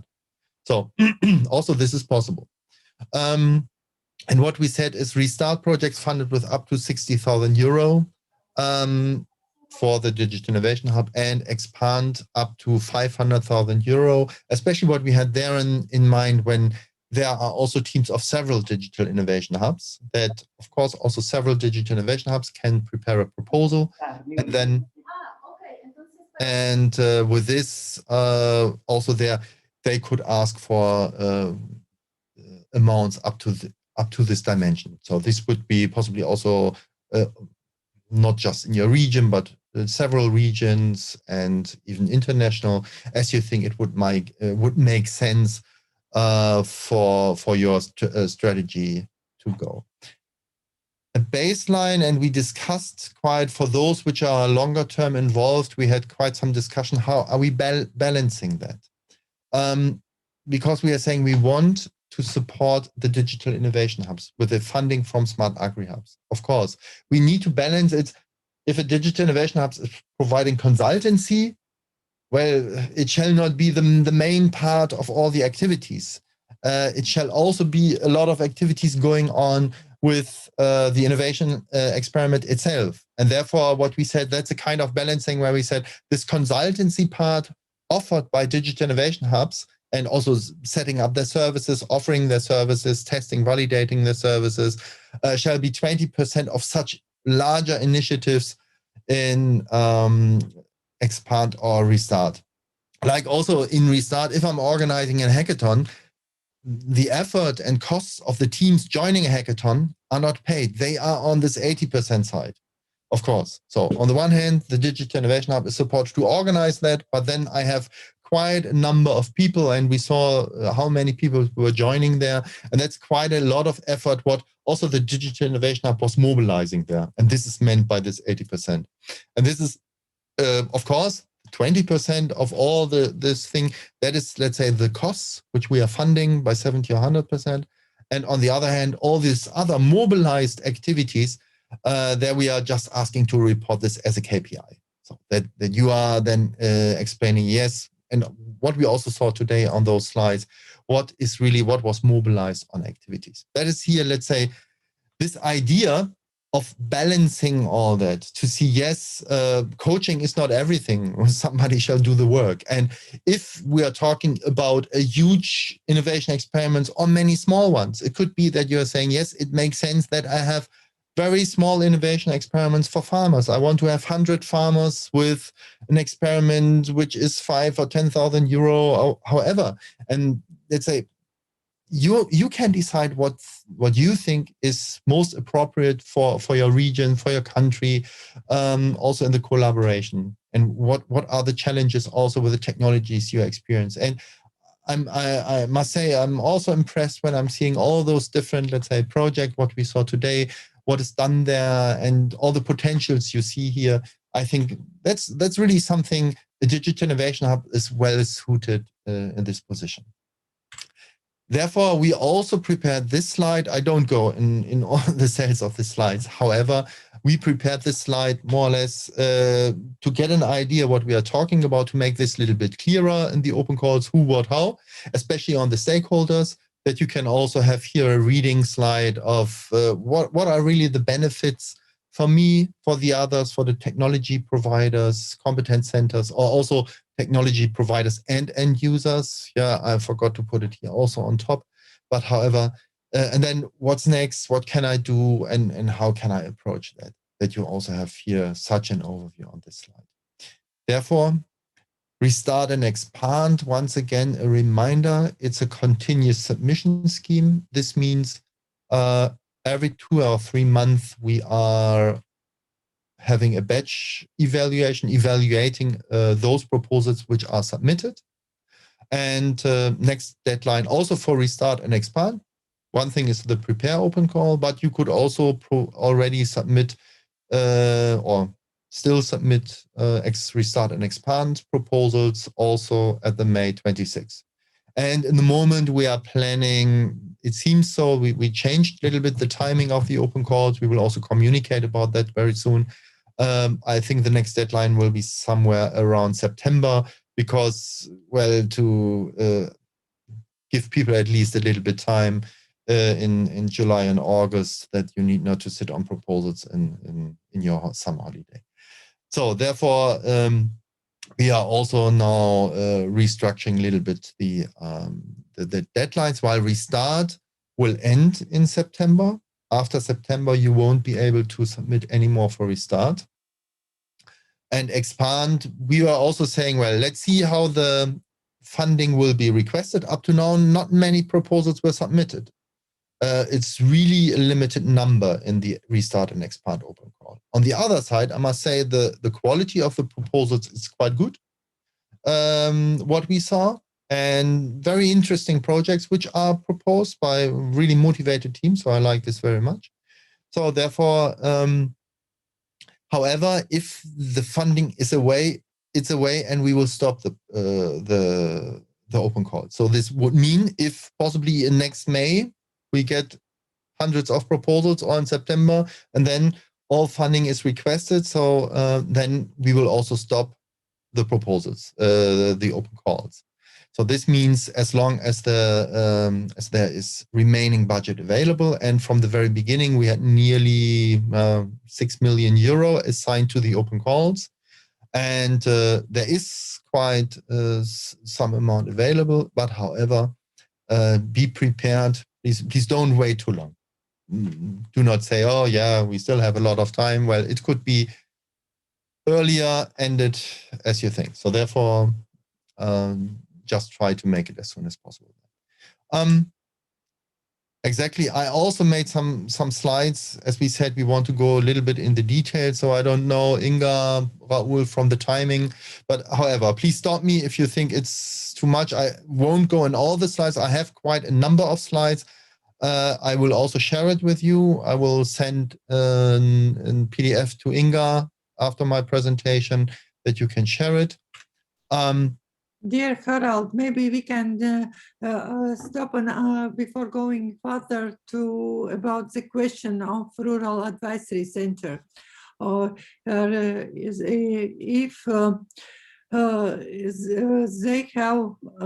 They act as competence center. They have very good idea for innovation experiment.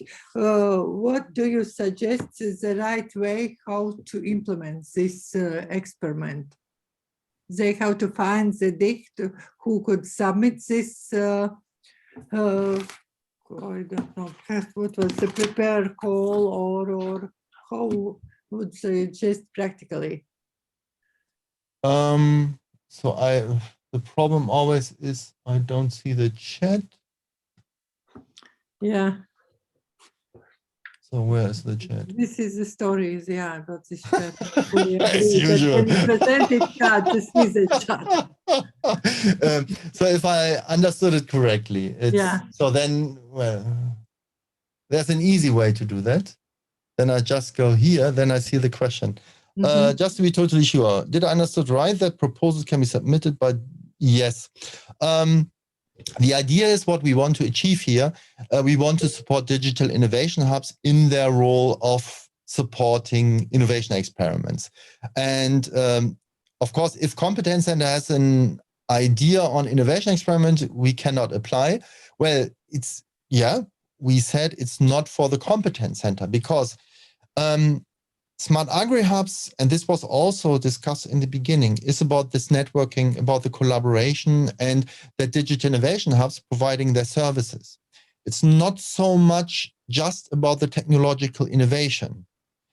Yes, so nothing against an idea, but if a competence center, which I think you have all competencies of doing that, of managing it, possibly you even do not need at all the support of a digital innovation hub.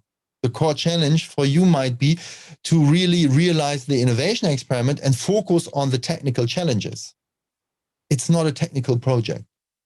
We are supporting the, let's say, stakeholders to get access to technology. That is the basic idea. How can we realize a network of stakeholders to facilitate this access to technology and not just validating the technology? That is the basic difference. Like possibly also some people were last week in the IOF 2020 event, which is a large-scale pilot more on technology. There the focus was really on technology because the question was, is IoT technology really valid for the sector and what we need to do on the technology? SmartAgriHubs is really on the community. How can we build a community that we will really facilitate the take-up of new solutions? And therefore, and that is the reason why we want to support digital innovation hubs, that they can offer in the region, in the sector, saying, yes, we are here the one-stop shop, that if you have a question, that we can support it. And of course, if you see anyway, also as a competence center, that your innovation experiment, the partners you're working with, that they need the support of a digital innovation hub, yes, please contact a digital innovation hub, and then they can also make a proposal. Yeah, of course. You can also do it then together, of course, as a team.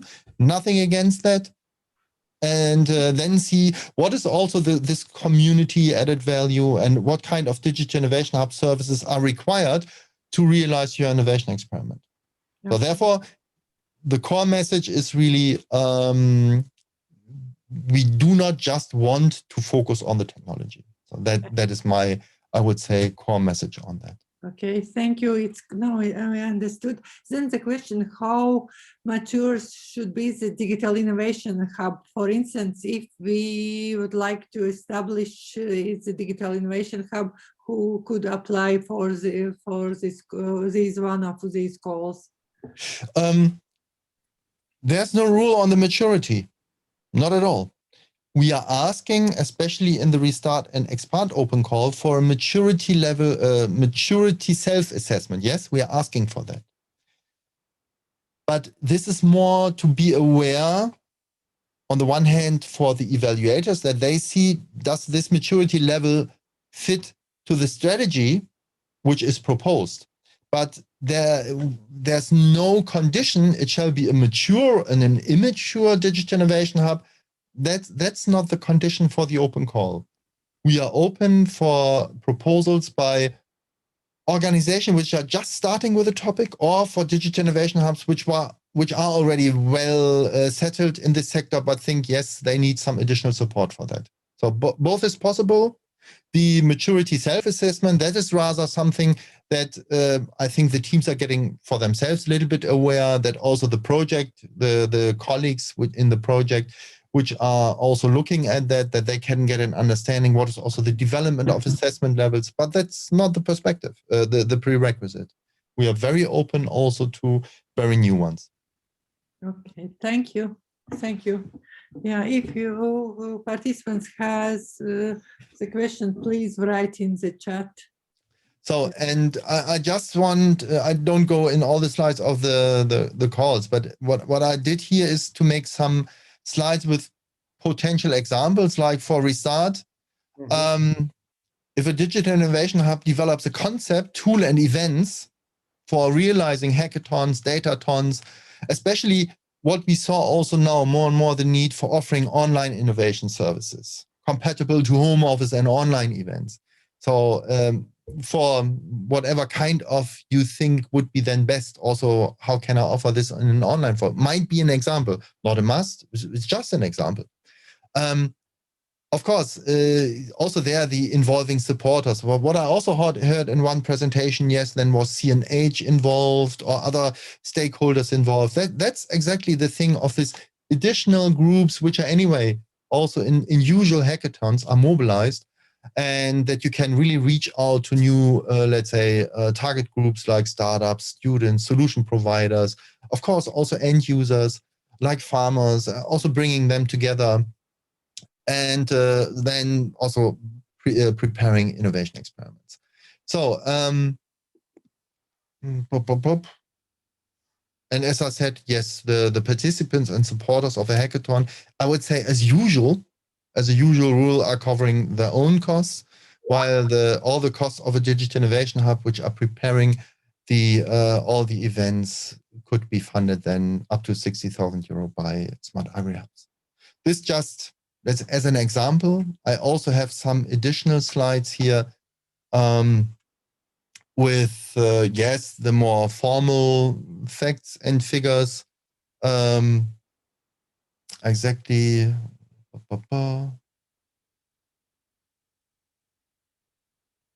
This one, I also made an example concerning this 2080, where I said here on the left-hand side, it's about this individual group of digital innovation hubs, or individual or a group of digital innovation hubs preparing one or more hackathons, and then all those activities which are supported. And that's also then this balancing of efforts in this overall scenario.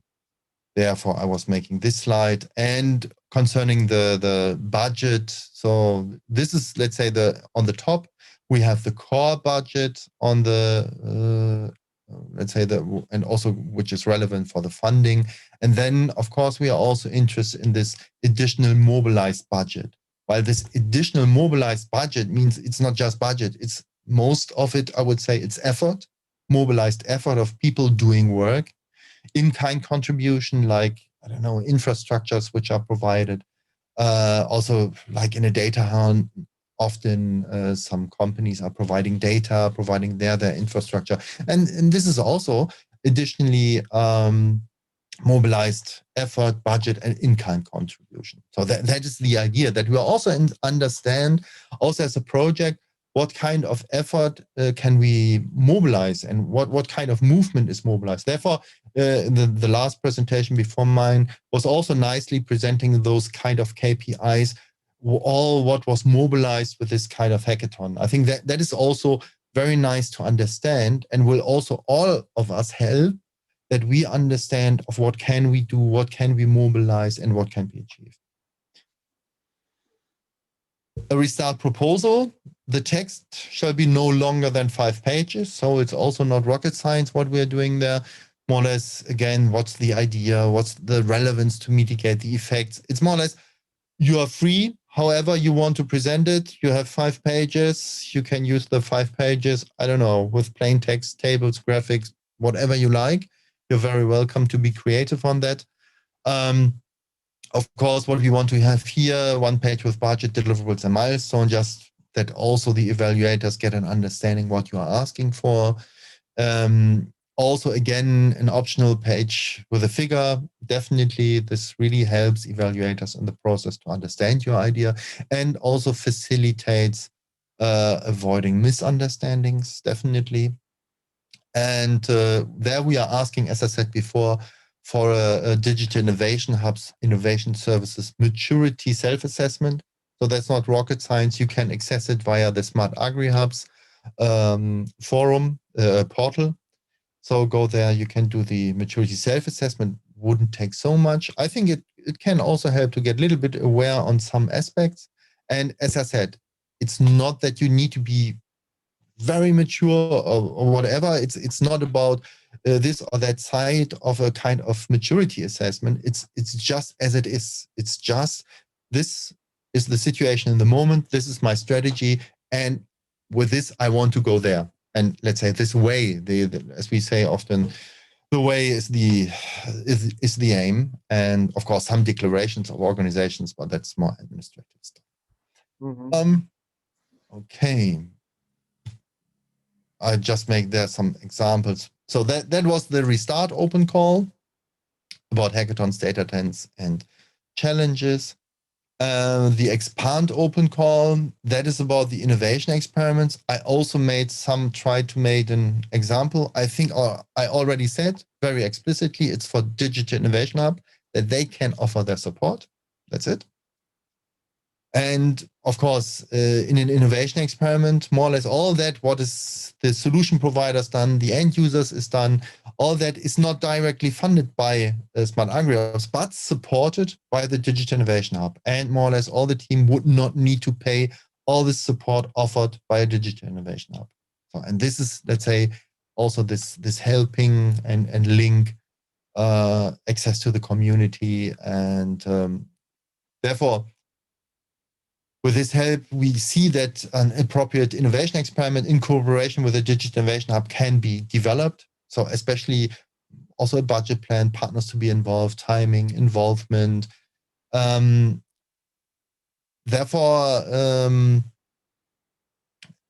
that is the idea that you are entering also here the network, also that, let's say, the Digital Innovation Hub is opening also for the team, let's say the collaboration. And what we are also seeing with quite some teams in the different projects, and this was also the feedback we got, that some teams are saying, oh, if I would have known this or that team earlier, I could have saved half a year or 1 year of effort concerning their developments. And this is really also this dimension, what we are addressing here with the Digital Innovation Hub, that they can facilitate such stuff. So, yeah. I think we should start to wrap up. I think it was, yeah, I think the examples are the most interesting thing. So if you can just finalize with an example or some words of this, Harald, and then if there is somebody else having some questions from the people still on the call, please just write directly on the chat so we can have Harald still to respond. Yes, and you need not to hurry. So just think about it. You can also have a look at the slides afterwards. And also on the SmartAgriHubs website, we have a forum. Just look, you need to go in the portal. You need to register just with your email and with register email password. It don't cost any money. Also, you are not getting a fridge or anything like that. Just register there, and then you can access their training material, tutorials, and so on. And also there's a forum where you can access also, where you can ask questions about the open call. And then there we are also directly answering one by one, not just open call, also other stuff you will find there. And this might also be then interesting for you.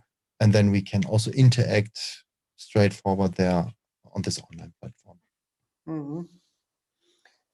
Okay, so well, thank you very much, Harald. It was a lot of interesting information, I think, for everybody.